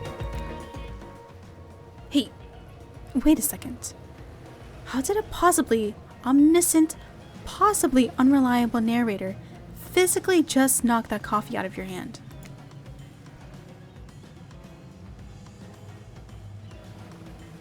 Sorry. This is not Parliament, and the floor does not recognize the ocean to speak out of turn at this moment. I need no recognition, for I'm the ocean. I dominate the land. I submerge those who defy me and become their watery grave. Actually, speaking of graves, I would like to say something. Something of grave importance. Fine. Go ahead. Even if this place is an eternal prison of pain, and I'm not saying it is, even a place of extreme horror can still receive a 5/5, 10/10 thumbs up review if it was crafted with love and / or that's the type of thing you're into. You know, the ocean is right. A lot of hard work goes into a place like this. You should really judge it on the artist's intent, and whenever possible, start from the mindset of giving them the benefit of the doubt. Constructing these elaborate simulations, vacations, is not easy to do. Sometimes there are small bugs or inconsistencies, but that's just the nature of the process. Perfection is overrated. The universe is filled with mysteries. We ought to celebrate those who venture to bare their souls as part of a creative process with the ultimate intent of making things for our enjoyment, not to be overly critical of them. Are you two trying to sell me on this place actually being good? You don't have to say it like that, especially after I saved you from that poorly made cup of coffee. Sorry, you should have been here 5 minutes ago. They always do this on the second morning. Sad, really. Even if they do make some great points. Oh, sure, they make great points, I agree. Can we please move on? Yes, of course. Apologies. The last few minutes aside, have you been enjoying your time here on the island? Yes, I've been having a lovely time. Yes, it's been really entertaining. Yes, I'm not suspicious there's a no option. Yes, I've been having a lovely time. If I were to summarize my time here, I call it a lovely time. Oh, lovely. We love to hear that because isn't that what this place is all about? Finding love? No. Shut up, Dwight. You'll get us all killed again. Again, and again, and again. We do need to ask you one more question, though. We all have to sign away our rights to say anything negative about this place. Would you please sign this non-disparagement agreement? Yes. It's okay, I actually like it here. Yes, I would hereby agree to participate in a verbal contract stating that I, Jen, will never say anything negative about my stay here on this island. Perfect! Delightful. Excellent. Yes. Yes! Hey, Jen, it's still totally cool if you have constructive feedback. The place to leave that is a positive review, because we all know that nobody reads negative reviews of games. Resorts like this. Anyway, I see Dwight and Claudette have gone into a trance. And with the grumbling I hear from your belly, that can mean only one thing. Actually, I am kind of hungry. Breakfast. Woo, breakfast!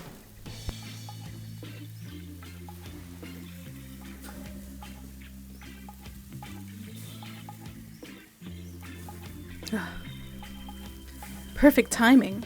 Everyone rolls into the dining area to lard up those sexy little bellies with pancakes and bacon and so much for maintaining these beach bods. We're all half naked in a tropical paradise. Can we get some strawberries here? A yogurt? Magic powers will only get you so far. Even killers watch their sodium intake. And take your plate and sit down, thinking about yesterday and the whirlwind of feelings you experienced. Danger, dread, disorientation. It was like going through puberty again, except all in one day on a beautiful and mysterious island. It looks like you're not the only one doing some introspection, though. Trapper stands up to talk about how his day went, in case anyone was wondering. Personally, I wasn't. I'll be honest, I didn't expect you to survive yesterday, so congrats, I guess. Whether you survive today is 50-50 at best. Good luck. Well, that was bizarre. Back to your breakfast. Nope. Now Huntress steps up to talk about her feelings. At this point, anything could happen. I'm open to all the possibilities that this strange island has in store. How open-minded. Well, that surely must be it. No one else would weirdly stand up during breakfast too. And just like that, here comes Spirit. Did everyone sleep well? I did. Or should I say did not? I haven't slept in 20 years on account of the whole burning quest for familial revenge thing. And last night was no different. So in that case, it was exactly how it should be. Got a lot of reading done though. Now if you don't mind, I'm going to go back to quietly resenting being trapped here with you all while looking cute doing so. Guessing Wraith has had enough time to work up the courage to speak in front of a group. Ah, perfect, there he is. Take us home, Wraith. I'm glad the introduction of Jun to our island paradise, and yeah, that was in quotations, didn't distract me from my normal routine, ignoring all of you and vice versa. This place is an eternal prison of suspicion and suffering, and no one cares. I'm still the only one asking any questions. I'm asking a question too. It's, when will Wraith shut up? No, they're all looking at you expectantly. Wait, are you supposed to stand up and explain how yesterday made you feel? I think I need to process everything by myself. I'll see you all soon. Damn, what a power play. Keep him wanting more. You're getting good at this game. Or, a sexy true-to-life experience. Shame you didn't get to eat any breakfast, but so be it. Man. After breakfast, you head to the hot tub by yourself to clear your head. Yesterday was, in short, a lot. Before you get there, though, something catches your attention. You hear that? Who are you addressing? Me? Well, yeah, I guess. That is okay, right? You know? I might be pursuing a relationship with one of these 4 fine killers, but it feels like the person I'm getting to know most is you, narrator. It's only okay in so much as it serves to illustrate that you've lost your mind, seeing how I'm not real and all. Yeah, I heard it this time. I think it's coming from behind the pool shed. No, stick it in there. A little more. Oh yeah, that's it. Yes. How does that feel? Intense. Nice. Yeah, that feels right. This is uncomfortable. Now I want you to take that and put it right. Yeah, you know what I'm talking about. Just like that? Exactly like that. What are they doing? I swear I had no idea these two even do, whatever it is they are doing. I'm afraid to look. Please say something so they know you're close by and can hear everything. Oh wow, this super cool bottle of Trickster brand suntan lotion someone left on a chair. Anyone know where I can buy some? Damn it! Oh, come on! A little privacy, please. Dwight is panting and Claudette has a crazed look in her eyes. Sorry, I didn't know how else to let you know I was here and that I could hear you. Well, you know. Know what? What do you think we were doing? You were doing... I don't know exactly what you were doing, but it sounded like... fun? Do you think two people trying to find new ways to kill each other in a desperate search to make their own death permanent is fun? Oops. We get 5 minutes to ourselves every day, and we spend it hoping if we stab each other in just the right spot, we won't get resurrected. Oh my god. I've come to believe that the key is finding the exact place we need to bleed out from, and I believe that place is in our appendix. Why else would it be there? Makes sense to me. Did you actually think we were... me? And him? Dwight? You don't have to laugh that hard. They get it. My life is a nightmare, and yet somehow it's never been worse than right now. Let's go, lover boy. I noted all of our entry wounds, and our 5 minutes is up anyway. Good luck, Jen. You're going to need it. And hey, if you figure out how to escape this island, please make sure your ghost tells us how. That was both a tragedy and a comedy. A cragmedy.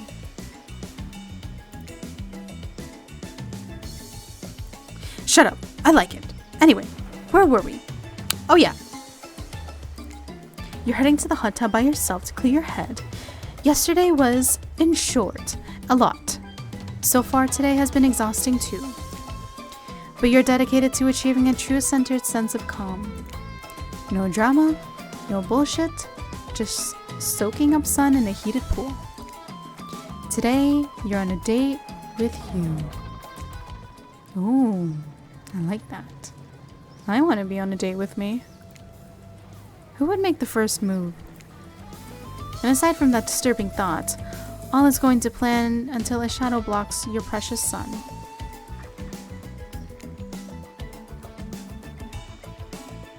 Spiky tipped, like a palm tree is bending over to screw with you. But it's no tree at all, it's... Hey, babe. Breakfast was weird, huh? Everyone just getting up and announcing how they're feeling. What's that about? Some forced kind of check-in with the group? I don't like it. Fishy. Kind of lazy. Whatever though. Breakfast is dumb. No one should eat before noon or after 4 p.m. Yeah, I do intermittent fasting. You see my abs, by the way? Maybe you can see them later in my private stage on the other island. You know, IP Island, where all the Hollywood celebs hang out. If you play your cards right. I could give you a private show. Catch you around. His abs are pretty amazing, and you gotta give him that. And the blow-up bat, threatening but adorable. Makes for an interesting silhouette. Genius design. He's a psychopath, just like the rest of them. You don't gotta give him anything. And we're not best friends. Just because we had a little talk about doing a little talking, it's not an open invitation to go smashing the fourth wall every 5 seconds. Okay, now that that guy is gone, we've got some ground rules established that we're finally going to abide by. It's time to lay back, take some deep, slow breaths, and... Nope, another shadow. These people will not leave you alone. Let's see who it is this time. Ah, yes, Huntress. That makes sense. You two have gotten pretty cozy. We should get out of here. I know a place that's quiet and out of the way. No one will be able to hunt us. I mean, hear us there. Doesn't that sound intriguing? But immediately a flood of worry, floods your brain. Should you pack a picnic? Bring your swimsuit? A pocket knife? You decide to bring as much as you can. You may have to make a run for it at some point, and you should be prepared. But of course, you washed up on this island with nothing but the clothes on your back, so you've got nothing to gather. Are you really ready for this? I mean, they call her the Huntress, not the Hugstress. You look up at this towering goddess, trying to form a sentence when suddenly... Before you can decide you want to go off with her, the trapper interjects. I demand that you reconsider. Why settle for a bunny with a hatchet when you can have everything you ever wanted? Tough choice. Weigh your options quickly, because you can only go on one date today, and you also don't want to be hacked to pieces for saying the wrong thing. Yeah. It's always good to remember that these are all cold-blooded killers, but you know what they say? When life gives you lemons, you make lemonade. And then die a horrible, retching, writhing death after drinking it, because the lemons were poisoned all along. Sorry, this island has really got me tilted. So who will it be? Trapper! I gotta go with Trapper. Yeah, duh! Let's go! Yeah.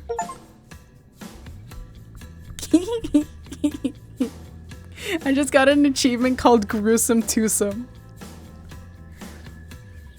Anyway, here we are. My beautiful cave. The only truly great place on this entire island. Welcome, please. Make yourself at home. But not really. This is my home, and don't you forget it. But please relax. This is where I come to get away from the screams, to hear other screams. I'm just kidding. This is a peaceful place so long as no one arrives uninvited. And since I invited you here, let me just say, stay away from the water. Far away. Do you understand? Why? Why? How come? Because it's a little trap and you'll die. Oh, okay. No silence should last this long, unless Wraith is around. Hey, seriously, don't go in the water. Even more importantly though, stay away from that cave entrance and don't ask me why. You got it? Why can't I ask about it? I understand. Don't tell me what to do. I'm so tempted. I'm so tempted. I'm so tempted. I'm just doing. Don't tell me what to do. Don't tell me what to do. Glad to see you have a spine, and we'll continue to have one for at least a little while longer. I didn't expect that though. Interesting. Very interesting. And maybe even hot. What is this? Anyway, I don't really know how to reward people who make me happy, since no one makes me happy. So I guess you can have a gold coin. Let's go! He sure does love handing these out. He sure does love handing these things out. I doubt they really mean anything though. These little collectibles rarely amount to anything. Now that you know what not to do around here, I can finally get to know you. Nope, actually, you can't. Because at exactly this moment, Trickster shows up. No! Hello there, you sexy thing. Not you, Trapper. I'm talking to this beautiful specimen over here. Why are you here? And I don't just mean in my secret spot. Why are you literally here on this island? Obviously for the same reason we all are. I think. Maybe. I have no idea why we're here. I better ask Wraith what's going on. He probably has all the answers. Anyway, I was saying something. Oh yeah, you wanted to find love. Oh yeah, I wanted to find love. Same as you. I don't know. Sounds like a legit reason. So what do you say, John? Do you want to find love with me? Tell him no. Ask why you should. No!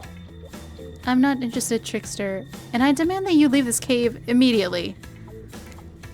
Why? He's a phony. Hasn't proved his worth. Loyal to Trapper. Yes!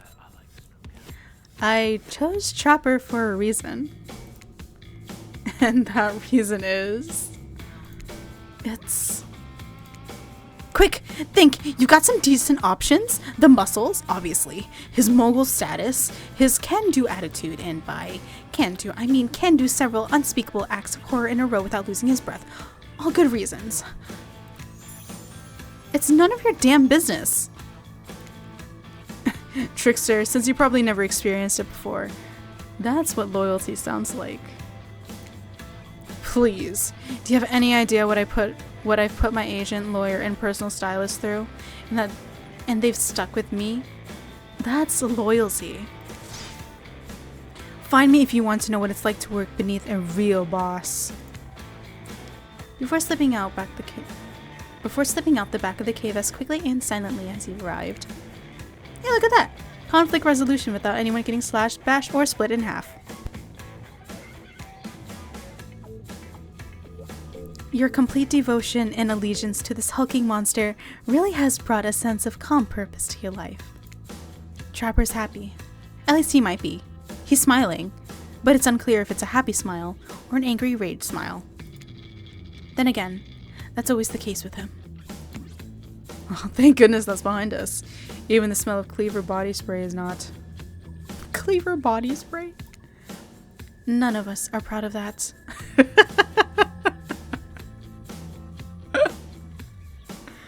Okay.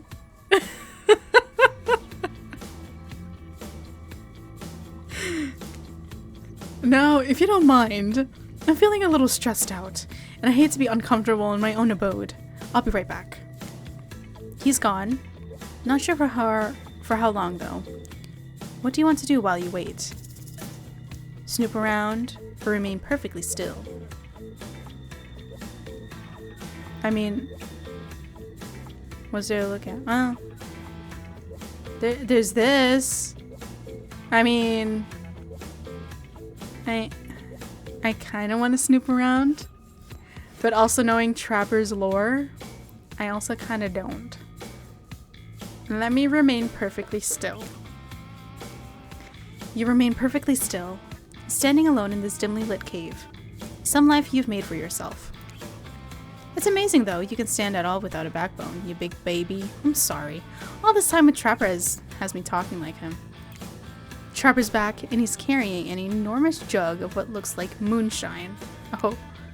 Non-0% chance it's chlorine. Dwight did mention a bottle went missing from the pool shed. Well, do you want something to take the edge off a skull jam to do, like a skull jam to do a spike? No, you can't handle moonshine. Nope, that might kill you. Hell yeah.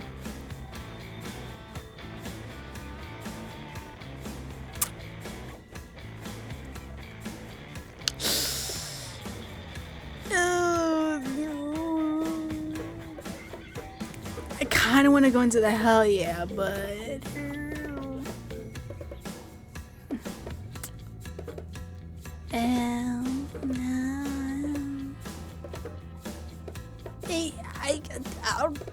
this is hard, man. I just I can't handle moonshine. No, thank you. Moonshine is a little bit more than I can handle.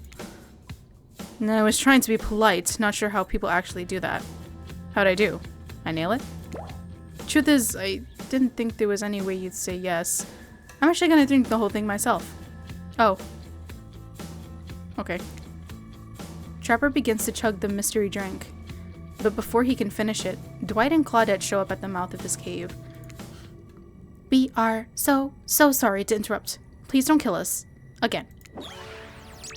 We've been told to make a very dramatic and urgent announcement. There's simply no time to waste. We can only make it on the beach, though. Which is obviously a very natural and normal thing to have happen right now at the exact moment we need you to get back to the group. Their story checks out. You and a frustrated Trapper leave his cave. No. Sorry, we had no choice. We had to bring you here. Yeah, someone likes the added drama. Oh darn. Was this a setup? Why is Huntress walking over to you? Dwight and Claudette wisely turn and sprint away before Huntress arrives. What the hell are you doing here? Nice to see you too, comrade. I'm here because I have a proposition for Jun. Listen, I'll be completely truthful with you. I can't offer you any more love than Trapper can. Only an equal amount of hate. But I can offer you two things he can't. The first is fun. He's a miserable SOB even here in paradise. Meanwhile, I'm having a blast. You'd be having way more fun spending your time with me. But more importantly, I want something Trapper doesn't. A family. I want lots of kids, actually. I'm dying to have many children. Many children have also died to be with me, now that I think about it. Anyhow, if you want that too, you should leave him and come with me, but you must decide quickly. I don't like being exposed out in the open like this. I mean, I want a family too. But... Huntress. So what do you say? Do you want to be with me? No, I'm remaining loyal to Trapper. I'm sorry, Huntress. Maybe another time. How dare you? Oh, how dare you? I chose Trapper for a reason. I'd never leave him for anyone. Good answer. So good you earned one of these. Yay, you got another one. I don't know what it is. Oh, a gold coin. Maybe there actually is something about these coins. Are they possibly the only way to pay your way to Trickster's private island? Maybe. Huntress seemed less pleased with that answer, though. Oh, she's gonna kill us, I think. Very well, then. But I promise I will have my vengeance for this slight. No, she won't. But only because Trapper is likely to kill you before she can. That is fair. I have to ask, though. Do you want kids? Yes. No. Yes. Actually, I do. No, he takes back the gold coin. Gross. Let's go back to the cave and don't mention children again.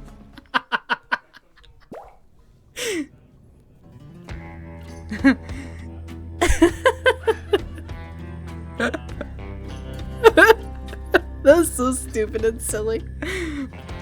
What a relief that's behind us. I would have hated if kids became between us, Jen. Or if you left me for a lunatic in a bunny mask. You probably would have hated the cleaver that came between the two sides of your body more, though, and I played out differently. But ultimately, I'm glad we went through that together. You showed real loyalty, and no amount of money can buy that. Because you showed you can be trusted, I'm finally ready to show you one of my sketches. Yes! And this time, I won't take no for an answer. This one is very important to me. I've never shown it to anyone. Feast your eyes on this! Oh, that's actually so cute. That is so cute. I love it so much. I would frame it and then hang it on my wall and then have everyone look at it. It's so cute. That looks like something a kindergartner would make if they had been blindfolded. And he drew a hillbilly. That is so cute. Well, what do you think of it? It's amazing. Oh my god, I love it! You have some real skill, and I hope you continue putting time into developing this passion of yours. Do you honestly think so? Or are you just being polite? No! I genuinely like it. That's so cute. Honestly. I'm being honest. Seriously, it's great. Are you dumb or a liar? I guess I'm dumb. Because I'm no liar. Yeah, I am kind of thick. No shit. I didn't draw this. I stole this from Hillbilly. Oh, no, he's not on the island. He lost his spot to Trickster. My sketches are actually good. You really will get to see one soon too. You will really get to see one soon too, so long as things go well. What? Trapper, why are you like this? I should have expected it. Oh, that was such a cute doodle, though. I love it. Self-portrait of Hillbilly. Dwight and Claudette are back at the cave entrance. We swear this time we're going to tell you the truth. Honestly, please believe us. It's time to meet everyone for dinner. It's fine. I'm so hungry I could eat another horse. Another? Another, like, you've eaten one before, or you've eaten a horse today? Yes. Yes. Yes to which one? Exactly. Okay. Don't bother. You need to keep on schedule. Hey, Dumb and Dumber. I have a question for you two. So much for the schedule. Yes, sir. Either of you want children? We can't answer that. How can we even think about becoming parents when all we want is our freedom? Whether it be freedom to leave this island, or the freedom to die and stay dead. I'll take that as a no for children. Good for both of you. You just earn yourself a quick death next time. Unless I forget I said this. Please don't. Don't what? Forget. Forget what? This is a nightmare. Now let's eat. What a fun day you've been having. I can see it written all over your face. You're shining. And that's not just the remaining anxious sweat from spending an afternoon courting a psycho killer. No, you are really feeling this whole romantic experience. Don't worry, I'll keep your dirty little secrets. But enough gentle ribbing. It's time to get back to business. All the appetizing singles have arrived for dinner, including Trickster. Wraith is here too. We're not going to do the gag where we cram them all on screen at the same time again, so just believe me, they're all here, and they're just as sexy and demented as you remember them. With your love on the line, everyone is being very careful not to offend you by saying the wrong thing. Congrats, by the way, on getting this far. I'm as surprised as you are that these 4 are falling for you. Not because of your personality, but because you just met them yesterday. However, since Wraith seems like the biggest long shot to end up holding onto your heart, he throws caution to the wind and speaks up.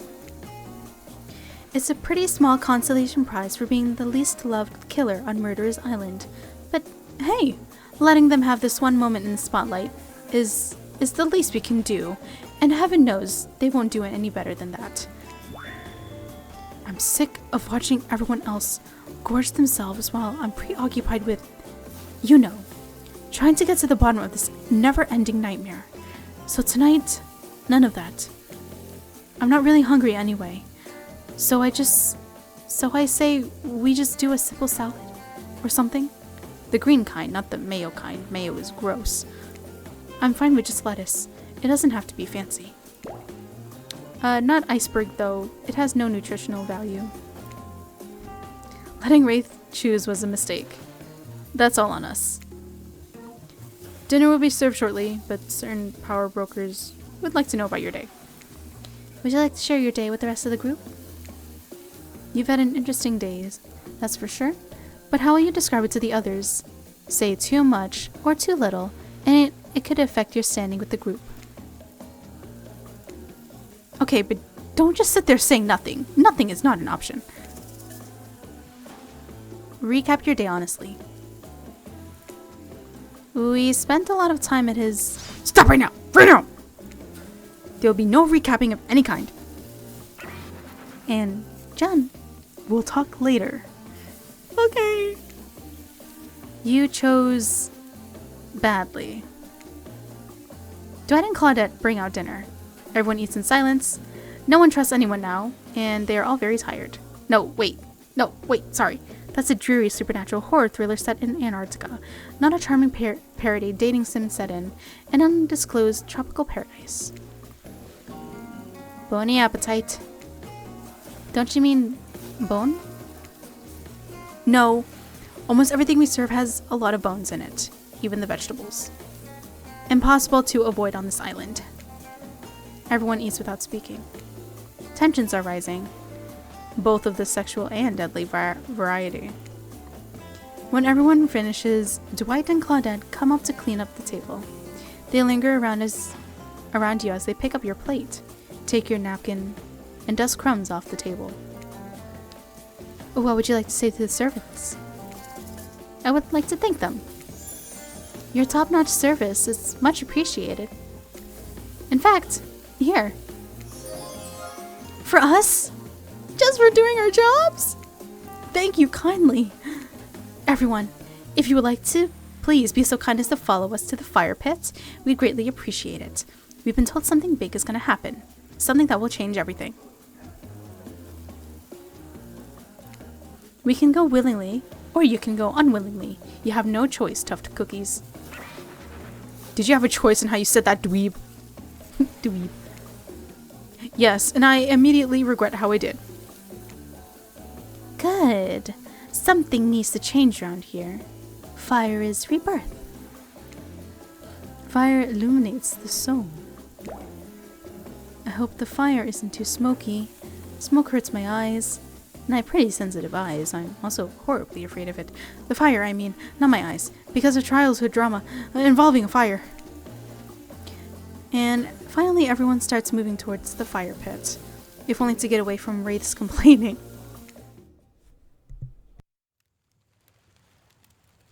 Hold on.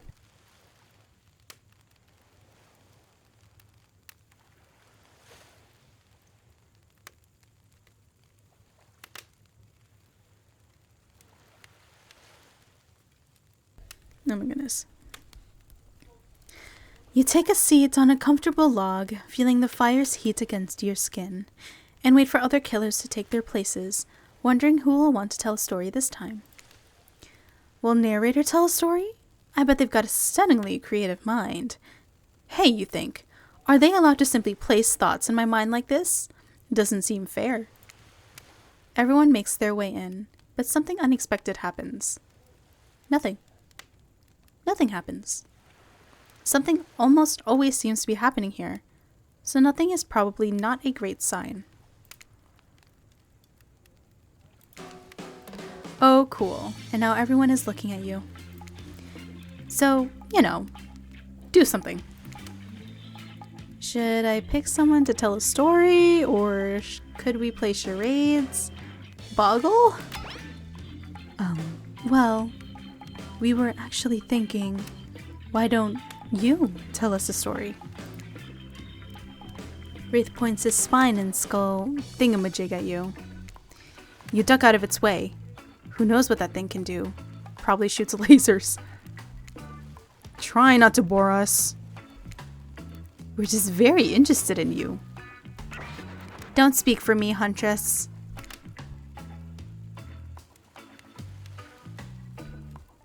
Now you can't tell if you're warm from the fire or if it's from your nerves heating up. I know that the fire is right there, but maybe if we stop talking about it all the time, we can start to pretend it's not here and doesn't, you know, threaten to burn us all alive. He's not supposed to hear me. Get out of here, Wraith! Jun was about to make an important decision about telling a story or not. Yeah, I can tell a story. Fine. I'll do it. Sure. I'm game to tell a story. I hope it's a mystery. Okay. So what type of story do you want to tell? Romance, adventure, or action? Let's go with adventure. Like Lord of the Rings, you know? Alright. You like your Dwayne "The Rock" Johnson movies? How about some adventure? Now we're talking. It's not my favorite, but I respect your choice and I will nod politely. You don't have to say that, Wraith. Just nod politely. Okay, ready? Here goes. I really like to go fishing. Solid hobby. Great foundation for a story, for sure. You pause. Everyone is waiting with bated breath. No pun intended. Oh, wait, that's it? Not much of a story. Barely even a thought. My pun was better than that story. You sure that that's all you have to say? No, I was kidding. Yes, that's all. No, I was kidding. No, I was kidding! So, what type of story do you want to tell? I guess we'll go with something personal. Now, I'll get a little personal now, if that's okay. Those types of tales are the best, and often the most sad. It's a bit of a love story. Is it about two strong hunters who meet when they both try to bludgeon the same wily Wolverine? Or about a deranged killer who makes the only woman who ever believed in him witness a display of shocking violence? Not quite. It's about my parents. They met at a party in college. He was hosting. She had been dragged there by some friends. Oh. They couldn't have been more different, and yet, as the night went on, they were drawn to each other. She made fun of his taste in music, and he took an interest in her major, women's studies. They were married within 2 months. Whoa. Bit soon to know you can trust someone, don't you think? It's so sweet. Exactly. I learned a lot about love from them. If you know, you know. Some people don't need years to get acquainted with someone. Love could spark from a look across a campfire. Now you've got their attention. Each killer is furiously attempting to catch your eye from across the fire pit. It's quite alarming, actually. Except for Trickster, who has headphones in and is loudly playing his own music to drown you out. Okay, that was not a very good story. I don't mean to insult you, but it was actually quite bad. Sorry, but this narrator keeps it real. We can't just end it there. So, who else would you like to hear a story from tonight? You look from killer to killer, trying to decide who might be the most entertaining. Ooh. Honestly, I'm kind of... Let's see how Trapper surprises everyone by immediately stepping up and unironically taking an orator's posture. Really? There was a young man who loved his young wife, and the child they had gave the lovebirds a happy life. But one day, the couple went out for a swim. Mother didn't return. The boy only had him. Some said the currents took her away. Yet others said different. Pointed the husband's way. I kind of like how he tells the story. It's almost like a poem. For the young man was fearless, cunning, and smart. And he had many goals, both grand and bold. Easier, they'd say, and done with a fresh start. A wife with her own dreams wouldn't help him at all. Lucky for him, hers drowned in the streams. Neighbors only whispered through a crime so great, for no one ever accused him, lest they meet the same fate. That was different. How do you react to his performance? I think that was good. It was good. Hurrah! You stand there and clap loudly. Trickster takes out an air horn and blasts it. Quiet! Trapper is disgusted by your display of joy. I'm sorry. Poetry is meant to be perceived internally, not enjoyed. Anyone else exhausted trying to keep up with what makes these killers happy? Yes. How was story time? A lot of people like to take pot shots at sequels, but I think every good story deserves a follow-up. When you think it's the end, the sequel is almost never as rewarding as the original. That's why I'm much more of a fan of the episodic style of storytelling. Knowing it's a series takes a lot of pressure off of any individual installment, and builds a greater sense of community within audience and creator. Tell me, Jun, if you don't delete any sequel from existence, what would it be? Oh, if you could. Don't answer that. We don't actually care. We're just here to make sure we seamlessly move on to the next segment of the evening. God forbid my small talk get in the way of a romantic Twilight moment. Dwight, I'm gonna need you to shut your yap trap. You know what we need to get back to? That thing we do whenever we're not on screen. Okay. You had fun tonight. And try not to wink, end up dead. Why did you say the words wink out loud? And what kind of double entendre? Are you getting at with the end up dead thing? Dwight is physically incapable of winking. Not since the accident. And you do know that's all because these people are despicable criminals with double-digit kill counts, right? Well, except for Spirit. She doesn't really belong here. She's strictly a victim, not a perpetrator. No wonder she's pissed. Did I hear somebody trash-talking Spirit? Deal me in. What do you say we take this talk to the hot tub so I can soak this bod while I roast that ghost with some killer hot takes? Please, enough talk of burns, things that are lit or getting blazed. It's enough that these activities have to be set next to a literal fire. Must it be surrounded by figurative flames as well? What if we turned and ran as far from this place as we could? Just you and me. On those spindly legs. You're probably tired before you get too far. If it's running far away to someplace more secluded, Jenna's after. They should obviously join me. Have you seen these legs? Pure power. Oh yeah. Oh yeah. Not that my walk speed really reflects my giant stature. But that's because I choose to move slowly for stealthy reasons. It's my own choice. And it's completely logical. Oh yes, of course. Why is everyone so obsessed with comparing themselves to each other and creating drama? I'm so over all that. Don't you get it? Society wants to trick you into fighting with each other so that corporations can swoop in and sell you fake solutions to all your fabricated problems. I'll be sitting in the shade and drinking something locally sourced while thumbing through a public domain novella printed on recycled paper because I refuse to play their game anymore. It's like she's actively trying to be as unappealing as possible.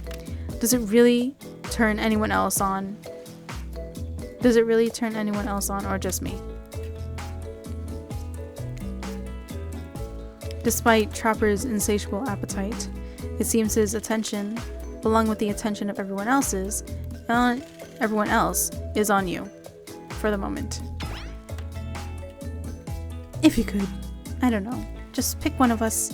Maybe we could all move on with our lives, or, you know, some special projects we might have going. You heard him. Who will it be? Who will you head off for an evening activity? I'm just saying, you may not get a ton of chances to date around like this before your time on Murderer's Island comes to a close. And no, I'm not satisfied with that name either, but this streaming reality TV dating show, Boom Happening, is pretty much all that wasn't taken. Which killer will you pick? And yes, we're back to excluding Trickster because, ugh, that guy. Trapper, of course.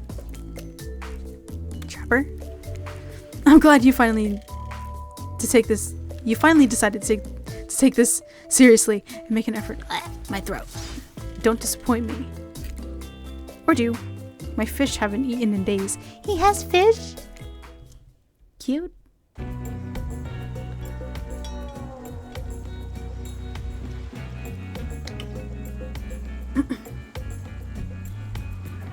You arrive at the pool and find that no one else is in it. The two of you seem to have it all to yourselves. Ooh. Why is the water in this pool always a little warm? Trapper laughs. I have no idea. Now, do you know why I chose this spot for us? To enjoy a refreshing dip. Cannonball! It's another test. It's another test. You're testing me to see if I'll pretend to be happy while sitting in a pool used by cretins. Why would I do that to you?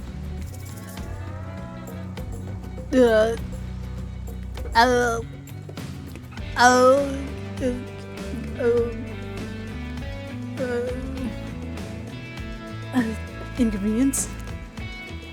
Simple. You're a huge pain in the ass who likes to see people suffer. True, but this was a great opportunity for you to impress me and you blew it. Actually, I brought you to this pool for 2 reasons. The first is to ask you something important. Would you like to spend an unforgettable night with me? Oh yes, of course. Slow down, big guy. Maybe, maybe not. Sure. Slow down, big guy. I'm not ready for that just yet. I'm still getting to know you. You have eyes, right? What more do you need to know? Doesn't matter anyway. We can't, I mean, we could. You know I could. I know I could. But we're not allowed to. Yet. I can't tell you why either. You get what I'm saying? I want to know more. Why? I'm not sure I do. Why can't we be together tonight? You should know by now I don't like questions.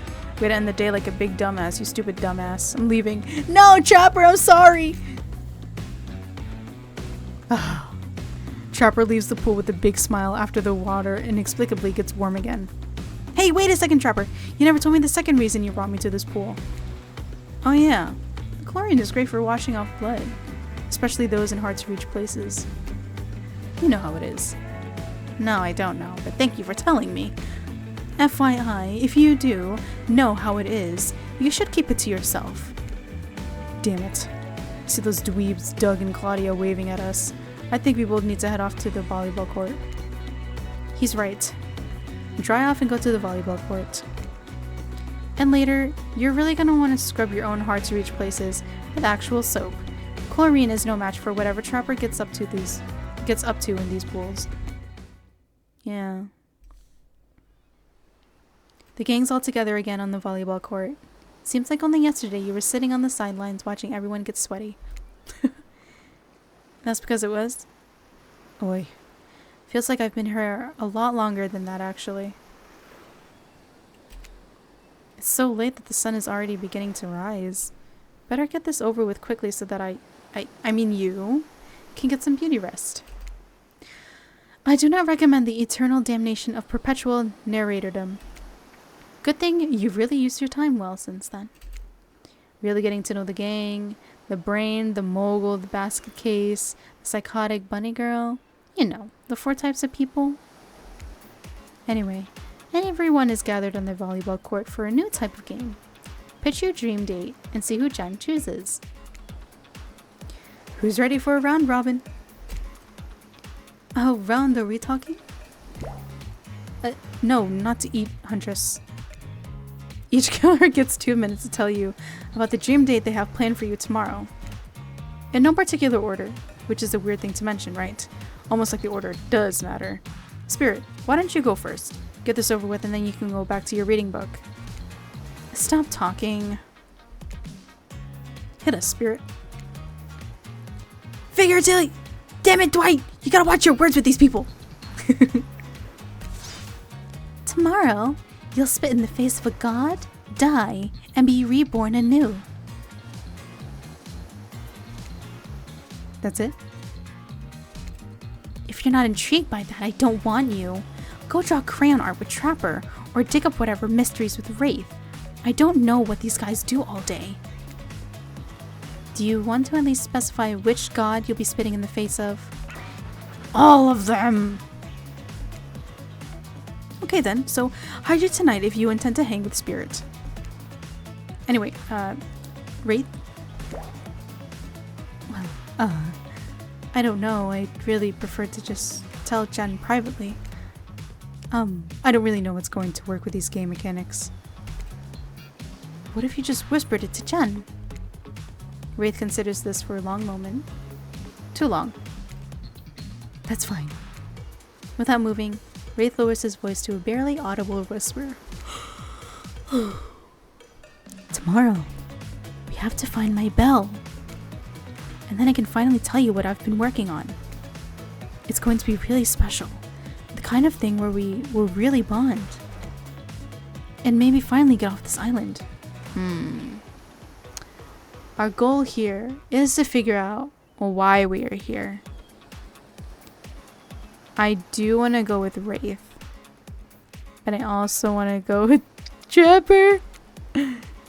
And maybe then we can go on a real date. You done? Is that it? Wraith nods. Proud. Great. Huntress, why don't you take it from here? Tomorrow morning, I'm planning on a nice atmospheric breakfast on the yacht. Don't worry, Trapper won't even know it's gone. What was that? Nothing! Go away! Then, oh boy, I've got such an adventure planned. It involves hunting for treasure. What kind of treasure are we looking for? Guess you'll have to pick me to find out. Let me tell ya, it's primo stuff. Now if you don't mind, I've got to start preparing because it's clear already that you're going to pick me. Yeah. Confident, mysterious. I like it. Trapper, without further ado, would you like to make us all uncomfortable by pushing the boundaries of what's acceptable, not only in polite society, but within the narrative of this in-world event, and also the larger meta-narrative by a Dead by Daylight dating experience? Sometimes you just gotta say it. Well, yes, thank you, I'd love to. So, Jun, you're thinking of picking me? Well, this is your final warning. Pick me and be punished and rewarded. Tomorrow will suck. Probably. I'm not an easy guy to get along with, I know that. But I can tell you this much. I'm hiding a secret on this island that will make fans shit themselves with excitement. If you like Trapper, you're gonna love it. And if not, you're a maggot. Also, everyone, even confident, sexy ladies in rabbit masks, better stay the hell away from my yacht. And time's up, everyone. Gosh, you only used to dream about these options, so you're ready to choose in the morning. Go dream about all these swoon-worthy options so that you're ready to make a choice come dawn. Have a swell night. Did you two forget to mention something? Oh gosh, how could we forget? Before you run off to slumbers peacefully, there's one more thing to do. No reality survival dating competition parody would be complete without singling out one of our contestants who is already teetering on the edge of a psychological break and giving them a little push. Hold up. This has been a survival dating competition parody this entire time, and I'm just now finding out about it? Come on, the signs were there, you just didn't read them. Welcome to Murderer's Island. It's now time to eliminate one of the killers. Ugh, it's like butchering, but it hurts even worse. You can't kill a killer, but can you break their heart? Do you even dare to try? You mean... That's right. Tomorrow one of these sexy slicers will not be eligible to take you on a date. Who's it gonna be? But why? Because it's dramatic? Because it's surprising? Because it's a classic reversal of fate? And it will hurt someone's feelings. Someone dangerous. What's it gonna be, champ? What's it gonna be, champ? What's your thought process here? Trapper seems like he might throttle you in your sleep if you eliminate him. That being said, at least you see him coming. His spirit could be anywhere. She floats. And I hear she can disappear. Hard to track. If you get rid of Wraith, he might cry.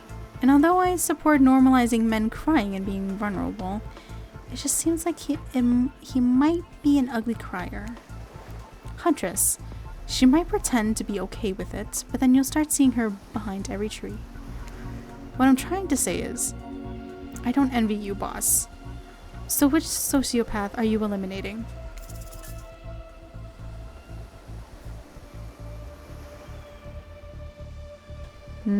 Probably Wraith. Sorry.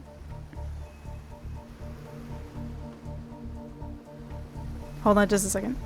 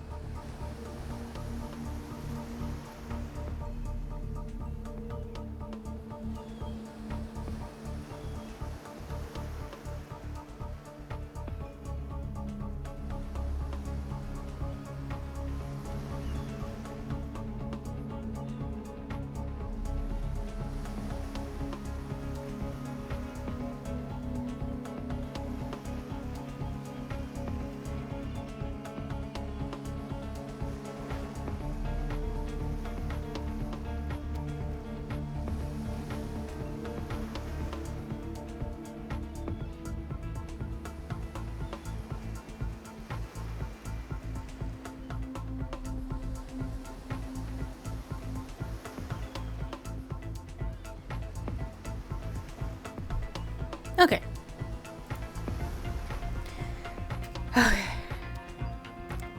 Look, I'm here and I'm horny.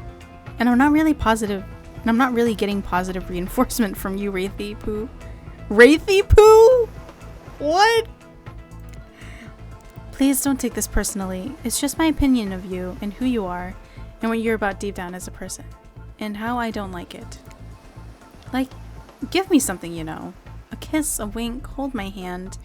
Finish telling me about this mysterious stuff you're obsessed with. I would never say this to Wraith. Are you kidding me? He's so sweet. Or better yet, don't. Wraith rises, taller than you've ever seen him, and calmly walks to the exit. Before he leaves, he turns to you. When you came here, I thought perhaps you would be different. I don't know how my last bit of hope in humanity has been snuffed out, but it wasn't. It is now. You are just like the rest of them. There's no hope of goodness here. The only thing I can do is try to escape. Or burn everything and everyone to the ground! He leaves. Pretty badass exit. Was not expecting that. Now that you've broken the heart of someone heartless, you should go get some shut-eye. And don't worry too much about the broken heart you've left behind. Because of course they'll be receiving a consolation prize. They might not get to go home with Jun when this is all over, but they'll never sleep alone again. That's right. We're sending our eliminated player home with oh wow. Oh my god, I'm talking so much. My voice is giving away. Their own mostly new, what are you talking about? Trickster body pillow. The best thing to the real trickster. It might not hug you back, but it definitely won't try and stab you. And how do we know? Because I've tried it. That's right. It's Dwight tested.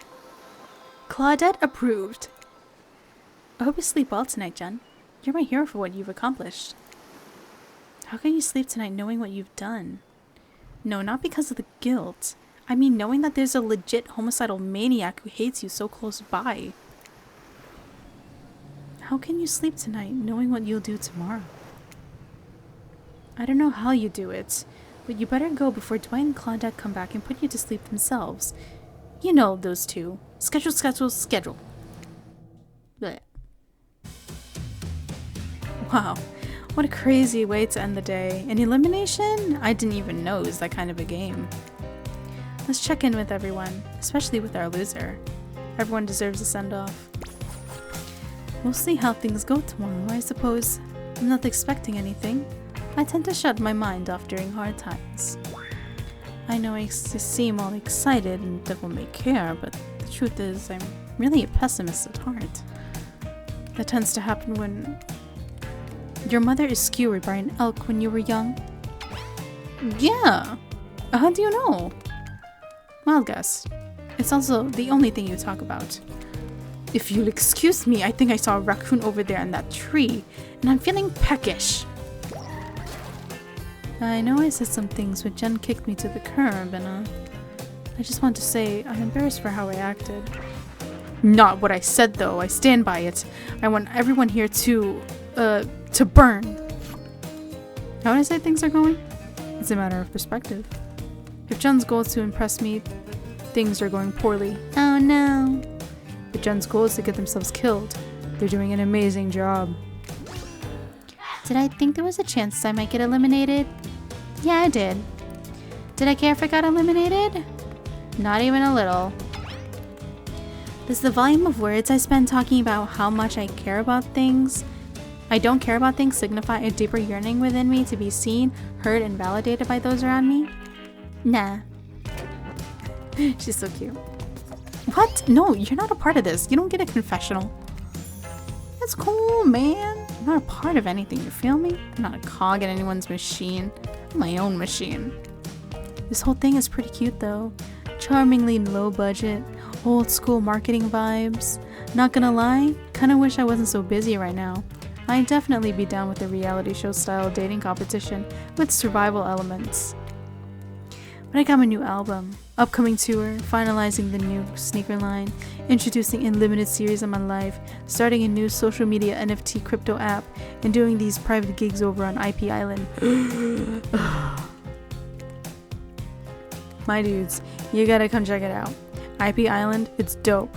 It's where the real killers are hanging out. Fully licensed, no legal drama. Lawyers, take a hike. I'm gonna tell everyone that Trickster said that about them. Don't worry. I'm talking about your favorite established characters from all over pop culture that can't be seen on this island.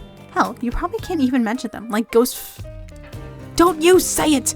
Look, we get it. You're very popular and in demand, but we have a game to get back to, and I don't want to get sued. Aw, cute expression. Ghostface. Come on! Whatever. I don't even care. I'm the trickster. See you around, Jen. You too, narrator. I have a name, you know. You do? Yes. Seriously. They do not pay me enough to deal with you people. Is it my turn? What? No, it is not your turn. You're sentient water. How are you even sitting in that chair? What's a chair? It's the thing you're getting all wet. Now it's gonna smell like mildew. Okay, rude. Fine, let's just get this over with. It's your turn, Ocean. Do your check-in. Check-in? I was just looking for the bathroom. Bathroom? Are you serious? It's down the hall to the left. It's okay. Never mind. Never mind? What does that mean? No, not you too. This wasn't meant to be confessional time for literally every character in this game. It's okay. You don't have to confess anything. We've just been working our asses off for 2 days straight and wanted to sit down somewhere. This chair is wet. Yeah, I think the ocean just peed on it. How is that You know what? I don't care. You two are looking pretty pleased with yourselves. I've got something to confess. No, great. What's it gonna be? You ate glue in the 2nd grade. You cheated on an algebra test once. Watching Wraith get eliminated was the first time in an unending spiral staircase of pain that is my life that I've ever felt even a modicum of joy. Every minute that I'm alive is a nightmare. This place, this sun, these sweet sugary drinks. It sounds fun for a long weekend. But for an eternity? The unrelenting rhythm of crashing waves and wailing seagulls is like a crescendoing song of evil that makes me question the very foundation of the universe. Why am I here? Why are any of us here? What kind of sentient being would do this? Please erase me from this existence. Make it so I was never born. Pull the plug on this experiment and let my soul be free. And please, please, get me out of this polo shirt. Okay. Let's get you to bed, buddy. I don't want to go to bed. Going to bed means eventually I'll have to wake up. Yikes. That was a weird way to end. Well, what are you gonna do? You let the camera roll long enough. Someone is bound to say something crazy. 2 days in paradise. Anyway, seems like everyone's had their shot to annoy me tonight. So hit the hay and get some rest. Tomorrow's gonna be a doozy.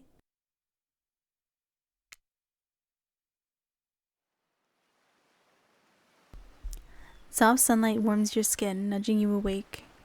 Also, you're using a killer crab as a pillow, which it's sort of okay with. What's that? You don't know about the killer crabs? Oh right, you didn't go on that Huntress date. You really missed out. It was thrilling. Or I guess it would have been. You'll have to play the game again to get that reference, I suppose. You pull on your beach attire and splash water on your face. Dwight and Claudette approach. Is that look on their faces excitement? Terror? You notice your stomach flutters with butterflies. Someone's in love. Or you've been infected with zombie butterflies in your sleep. It has happened here before, but it's probably the love thing. It's time! Claudette gestures over to the beach where the killers all stand flanked by tiki torches. It's a scene very reminiscent of a TV show you used to hate watch with your ex. Suddenly the message is clear. You are going to declare your affections for a killer in front of several other killers. Hey, isn't Trickster supposed to be here? We paid him good money to make some half-assed cameos in this show. I'm gonna chew his agent out. But before they can walk you over for your big moment. Don't think we haven't noticed how kind you've been to us, Jen. It can't be easy being thrown around into a mysterious island for seemingly no reason, surrounded by terrifying killers, trying to manage your own primal impulses, murder, and making out. And you've kept a cool head and treated us, your friendly island hosts, with dignity and respect. So don't tell anyone we told you this, but Claudette and Dwight look around conspiratorially. Just a little hint for you going forward. Don't try to go all the way with a killer who isn't into you. Relationships are two-way streets, and if you don't have a green light in the other direction, you might end up in the friend zone. The friend zone? That doesn't sound too bad. What do you think you are exactly? Dead by Daylight doesn't do friends. There are killers and there are survivors, and I'm afraid we can't say more. Okay, so who's into me? Claudette and Dwight look around conspiratorially again. Well, I've seen the sparks flying between you and Huntress. I saw her whittling a little figurine of you last night while everyone else was asleep. So, are you ready? Of course you're not. But too bad. We're on a schedule. Man, should we really try our chances with Huntress?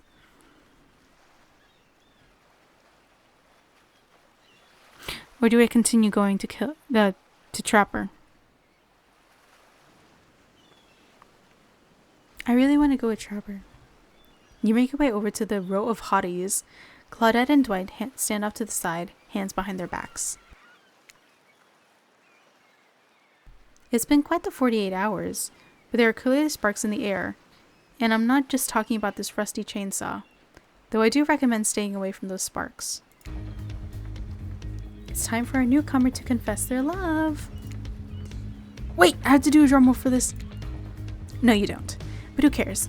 Who do you choose for your solo date? Can we at least do the flower thing? Dwight! I thought we agreed to keep that between us! No, not that flower thing. The thing where the suitor gets a flower as a symbol of a contestant's love and affection. Oh, right, I suppose. But no roses. There's such a cliche at this point. Well, that's good, because I tried to pick a rose, but I got an ouchie, so I settled for these. Pretty. Beautiful. You've done good, Dwight. That is a lovely bouquet. I hope Dwight saves some of those for Claudette. They're a thing, right? You're getting that vibe too? Just me? Sorry. You got other things to think about right now.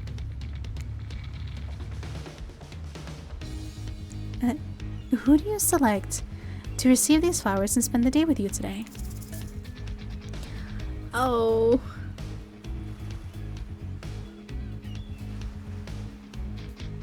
They say Huntress. But with Trapper, it's like I have to impress him. Because everything I do, he hates.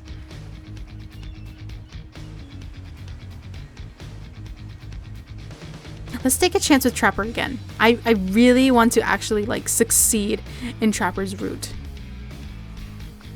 Let's do it. You step past all the much kinder and more thoughtful characters, and for a reason I suppose I may never understand, approach Trapper. Trapper, you have snared my heart. Trapper lets out an audible groan. There's no one here who I'd rather spend the day with than you. I can't say that I blame you. I'm the best thing that's ever happened to you. To this island. Maybe the world. I'm going to show you a day you'll never forget. And likely never recover from either. Thanks. With charm like that, how could anyone resist? You walk to Traverse Cave with him. There's nothing I value more than loyalty. It's a rare quality in a person. Maybe the rarest. But you are a truly loyal person. To reward your loyalty, I'm going to tell you something I wouldn't tell anyone else.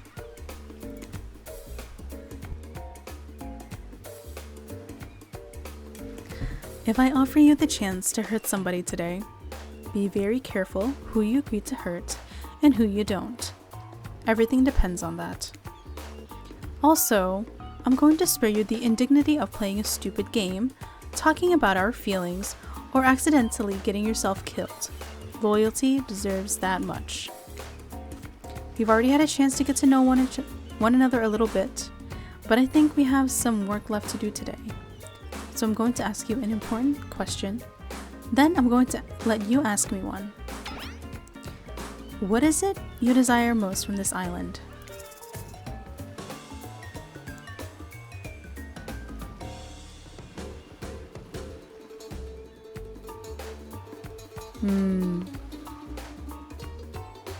How about we go with power, right? I want to stand above, nay, on top of everyone else. Noted. Okay, now you can ask me one thing. What do you want to know? What do you want in a partner? He's hooked up with any of the other killers.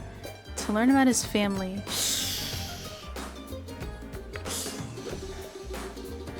Sure. What are you looking for from a significant other? A partner in crime, and maybe a business partner as well, which will also include a lot of crime. Excuse us, sir, but we have been sent here to remind you about the thing. You can't go to your special place until you handle it. You know, the thing that you've already spoken to about? Ah, shit! The thing! Yeah, alright, I'll do the thing. Look, Jen, I got in a little bit of trouble. Apparently spending time with me isn't fun. As though any of this is supposed to be fun. You're on Murderer's Island! Why would that be fun? Why would that be fun? But for reasons I can't comprehend, apparently the other killers let their dates actually have some kind of juvenile wheel-spinning playtime. So I'm supposed to do the same today. If you ask me, it's total bullshit from a power-hungry boss who can't get out of his own way. There's nothing I can do.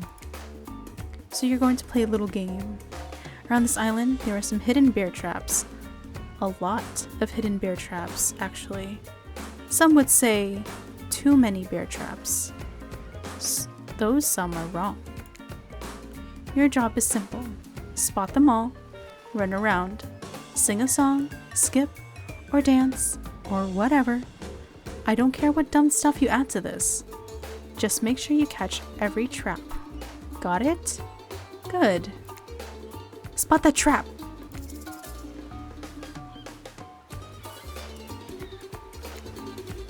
I think I'm ready.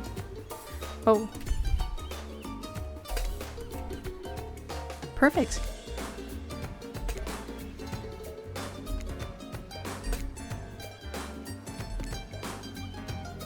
Okay. Oh. Whoop-de-doo. You did it. Was it perfect? No. Was I expecting it to be? If I'm being honest, no. If I wanted perfection, I'd have done it myself. Now, can we go to my special place? Yes, and remember to have a really good time in there. Seems unlikely, but sure. Hey! You enter Trapper's secret cave. The water shimmers, casting long shadows along the walls. Don't forget about the water. I'm now going to take you somewhere I've only taken one other person. This is the most intimate thing I can do with another person that involves wearing clothes.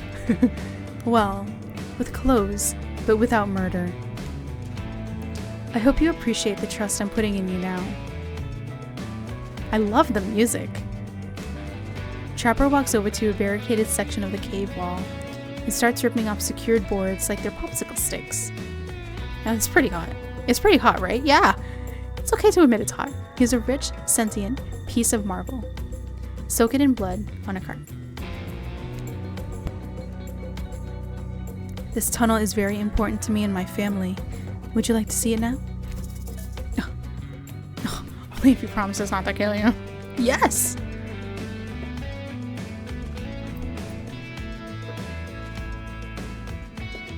Yes! Only if he promises not to kill you.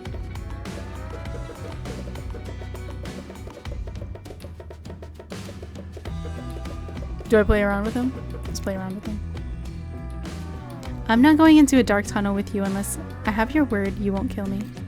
Smart. Very smart. Okay, I promise.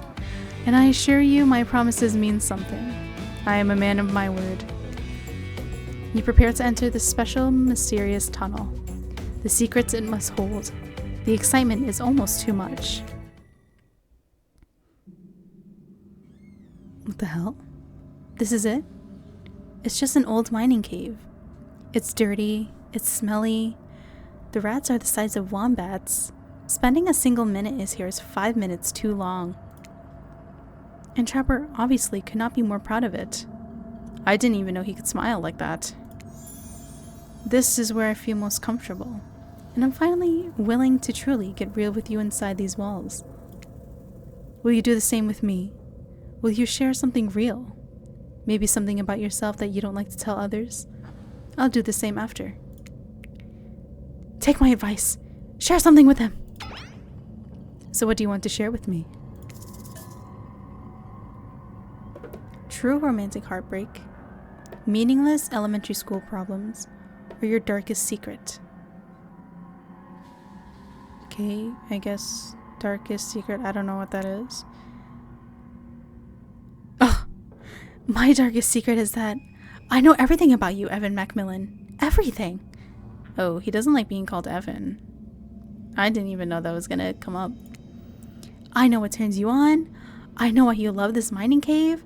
I know what you did to the people you cared about. And I know what you do to these people who fall into your traps. Okay. I know the majority of this. And all of it turns me on. All of it. Also, one time I accidentally set my neighbor's treehouse on fire. The damage was extensive. Damn. And I thought I was weird. Maybe you should wear this mask. Or better yet, don't wear anything at all. But patience is the best way to trap your prey. Besides, I owe you a dark secret too. My darkest secret is that I'd give it all up. The money, the power, even my physique, if I could go back in time and follow my heart. Once, a long time ago, I wanted nothing more than to be an artist, but my father refused. He was a harsh man who loved no one, only control.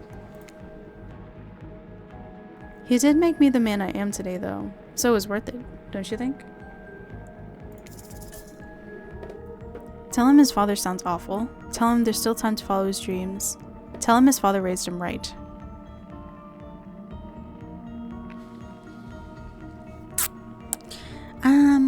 I'm not gonna diss his father. I mean, okay. What do I say? I tell him his father raised him right? I guess. The world doesn't need another artist. You owe a lot to your father. Right? I know someone that agrees with you too. Thing is, you can't become the most important person in my life without meeting the person who holds that position now.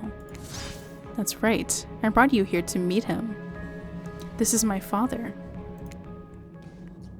Good grief! He's an emaciated old man clinging to life by the thinnest of threads. This is the man, the myth, the legend behind the Macmillan fortune. What do you think of him? What the hell is wrong with him? So nice to meet you, sir. Is he okay? Yeah, it's so nice to meet you. A real honor. No, it's not. Look at me. My sociopath of a son has kept me locked up in here and I can't remember why. Do you know why? No, seriously, do you? My memory fails me sometimes. My dad isn't as strong as he once was, physically or mentally. I keep him here for his own protection. It's for his own good. You believe me, right? I honestly didn't think we would see his dad. Sure, I do believe him. Of course I believe you. You are an honest person. No, not always, but the truth is I don't know what the truth is. I don't know why I keep him here. It does keep him safe. but I'm not exactly feeding him or taking care of him. Why not? I love my father, truly. He made me who I am. He taught me how to be strong and ruthless in a world that only rewards power. There's only one thing I feel more strongly than my love for him, and that is my hate for him. And I hate him exactly because he made me who I am. That's why I keep him hidden away from his many enemies who have long awaited to exact revenge on him. But that's also why I keep him like this, tortured and living in darkness. He is both a testament to my power and a living corpse who refuses to die on his own and free me of his grip. He's still alive for now though, so I want to hear what he thinks of you. I need to see if he finds you worthy of the Macmillan name and legacy. His mind is fractured, but he retains enough of it to judge people. This is your final test. Are you ready? Wait, don't answer that. You have no choice. Actually, you know what? That's not fair. And considering what you're about to do is really difficult, I want to be fair. So before my father asks you some questions, I'm going to let you ask him some questions. You should really have an idea of who he is before I put your life in his hands. I mean, in our relationship in his hands. Ah, screw it. You must realize by now your life has been in danger every second you've been with me. If you haven't, well, shit. You're not very smart. Anyway, go ahead. You only get 3 questions though, so make them count. What do you want to ask my father first? What's your name? I already know his name. Where are you from? Where were you born? Where did you grow up? I wouldn't spit on you! Let alone answer that! Next question. What was Trapper's mother like? Do you have a personal creed you live by? Do you have a personal code you live by? You're nothing! Next question. Any advice for wooing your son? What can I do to impress you?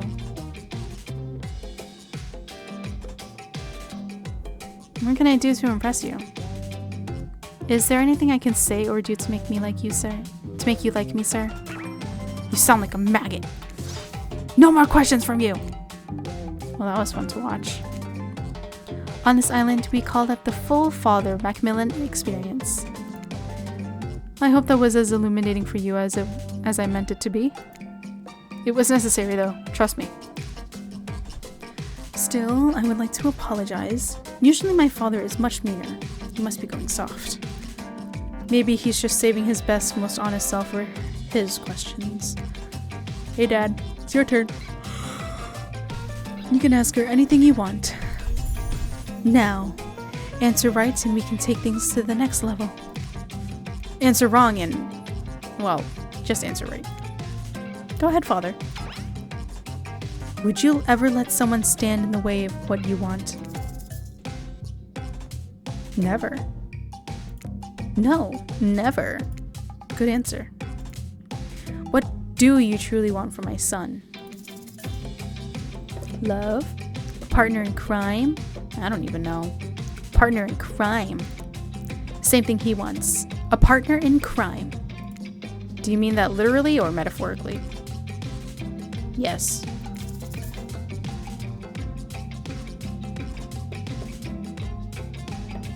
Literally. Literally. Good answer. Would you ever hurt my son?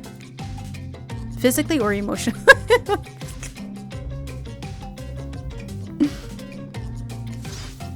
Answer the damn question! Would you ever hurt my son? No. No, I wouldn't. Is that because you're a damn fool or a coward? Those aren't very fair options. Did you just use the word fair with me? I'll mark you down as a fool. But a fool can still be useful for a time. What I want to know is whether you're also a coward. Are you? Hell no. Hell no. No, I'm not a coward, you jerk. Good answer. Maybe you're not a complete fool. Now the final and most important question. Do you want to hear embarrassing stories about my son as a baby? Oh yes, of course. Before you can say yes, Chopper goes into a rage. No! Damn you, Father! Turning me into a monster wasn't bad enough? You had to embarrass me too? Back into the darkness you go! Oh no, his dad's expression. No, I don't like the dark. It's cold and the rats have started to unionize. I have a giant surprise for you when I get back. Huge. Now that he's gone, what do you want to do while you wait? I'm going to stay perfectly still. Staying perfectly still, huh? Smart. You obviously won't fall for any traps this late in the game. I mean date. Trapper returns, but he stands in the shadows, where you can't really see him. I hope you're ready for your gargantuan surprise. Oh my god! Oh my god!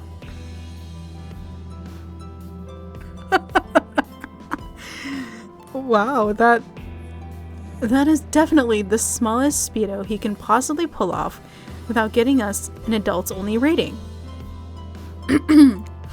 Then again, if you're not really an adult, what are you doing playing this game? You should probably say something. What do you want to say? Oh my goodness, look at his expression, my god. Yeah, let's do this! Finally, why do you think I put up with 3 days of tedious bullshit for this moment? It's go time! Let's go! Trapper turns out all of the lights, or lamps. Unfortunately for you, legally, we are not allowed to describe the noises that are produced in this cave over a period of time that can best be explained as uncomfortably long. And we definitely can't show any of it.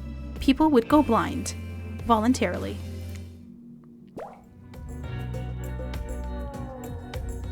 Knocked boots so hard we woke up in an entirely different part of my private cave system. Wait, so like, did they actually do it? I don't know. Yeah, that was good. Obviously it was great for you, right? Meh. Yeah, it was. Oh yeah, the best. Hell yeah. Trapper. Jun, the time has come. Return to the beach. You have no idea how close I came to killing you both. You're lucky I'm in a very good mood. Oh my god. His expression again. Damn, this is it. Welcome back to where it all started. It's time to find out how Trapper really feels about you. No. The fact he's back in his normal bathing suit doesn't seem like a good sign. Also, when the hell did he have time to put it back on? Didn't you walk over here with him? Jeez, he really must be at the end. Shit, he looks nonplussed. Look, I'll be honest. I've been trying to kill you for 3 days. I set up countless traps, both literal and metaphorical, looking for a reason or a way to make you end up as a disembodied head that someone accidentally digs up on a beach. Wait a minute. So you... That head at the beginning. That was another contestant, quote unquote? Maybe? Yes? I don't know. Hey, that creepy face from the beginning makes a little more sense now at least. But you avoided all of them. Kudos. Seriously. Oh, sincerely. It wasn't easy. You're pretty smart. Well, minus the point where you would have much better time with literally anyone else. Seriously, those 3 maggots are having way more fun in this island. I promise that's what everyone will be saying on the message boards. Also, I can't believe you agreed to bone without knowing if I actually liked you. Haven't you ever seen the final few episodes of basically any dating competition show? I'm not into watching dating shows, period. Not that I watch dating competition shows. Right. Anyway, the bad news is that I'm really just not into you that way. No! The good news is I have no desire to kill you, which is amazing. Not just for you, but for me. I rarely feel this way. That's why I think we'd be better off as friends. I haven't had a friend in a long time though. My last friend betrayed me. That's why I hate friends, so technically I hate you too. Even if I don't hate you enough to kill you. I know it's weird, but shit, look around you. What else did you expect? The whole thing puts me in an awkward spot. I technically hate you, but not really. And definitely not enough to kill you. I guess there's only one thing left to do with you. Kill me? The same thing I do to everyone I don't want to kill. That means you get to live forever in that tunnel with my dad. Hold up, your dad? The tortured old man you've kept imprisoned? I don't want to... It's not so bad. Wait, that's not true. It's awful. I mean, this whole thing sort of seems unfair, doesn't it? And maybe anticlimactic? A little bit, but that's okay. I mean, I expected this because I feel like I feel like I failed really badly on that one trapper date when we were at the pool. Maybe it would have been different if I actually pleased him. Well, it doesn't matter. I've made my decision and there's nothing you can do about it. My advice is to just try to make the best of it. Developing a taste for rat meat will go a long way toward doing so. Okay, enjoy the darkness and my piece of shit father. Oh, hey, be cool if I bring any other dates over. Oh my god, we're stuck in this tunnel. Tough break. You really did get close to everything. Now you can spend the rest of eternity getting close to Trapper's dad. He bites worse than the rats. That's not fair, but it's true, I do. Maybe with an infinite amount of time, you'll learn to like each other. We won't. At the very least, that should be long enough to find out what really happened to his wife. Don't you dare speak of her! Meanwhile, I'm heading to the other island with all the much more famous killers. I'll tell you how to get there, but, you know, you live in a tunnel now. But thanks for playing, and sorry for everything, especially your life choices. No! And so my precious killers lived happily ever after, as they should, learning to love themselves, first and foremost, while trapped in a never-ending cycle of torture of my design. Wait, did you just spoil my true identity? You made it this far. You should probably know that. And that you'll have to play again to find out more. Yay! Goodbye, Jen. See you later. And again. And again. And again. Forever. I can't wait to do it again.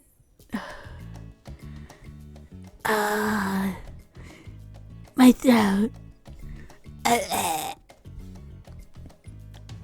That was so much talking. I am so... No matter how much water I drink, my throat is like so bad. Okay, that was a really fun game. I'm kind of upset that we didn't get like a good ending for Trapper, quote unquote. But it's fine. I can go back and then I can try to please him again, and then I'll keep going back, and then I'll do the other killers, and then I'll go back, and then I'll keep doing it, and again, over and over, forever. Man, so cool.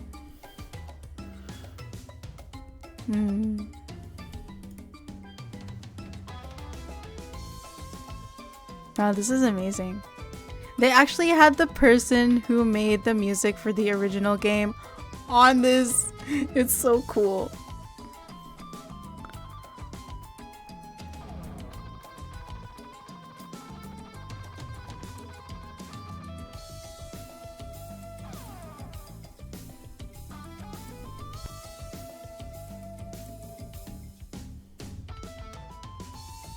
It really is an amazing game. I can't get over like the great art. It's literally so good.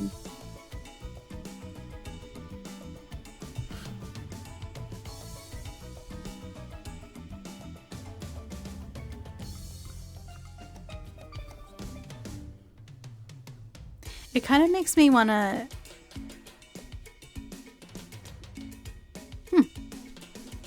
So I actually have Dead by Daylight fan fiction. It's just for myself. And it has an OC. It was paired with Trapper. But yeah, it makes me want to write something based on this game.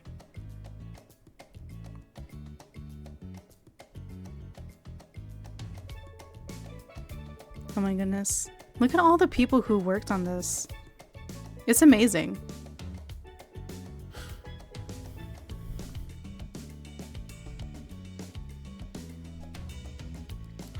Oh. Oh.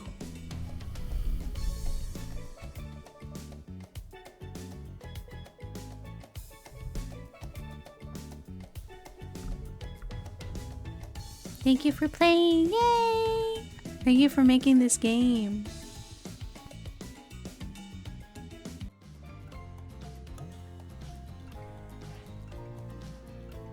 Man. Alrighty. I guess I'll leave it here. Tomorrow I have the day off, but I don't know if I want to stream. What would I even stream? Hold on. Yeah, what would I stream? Oh,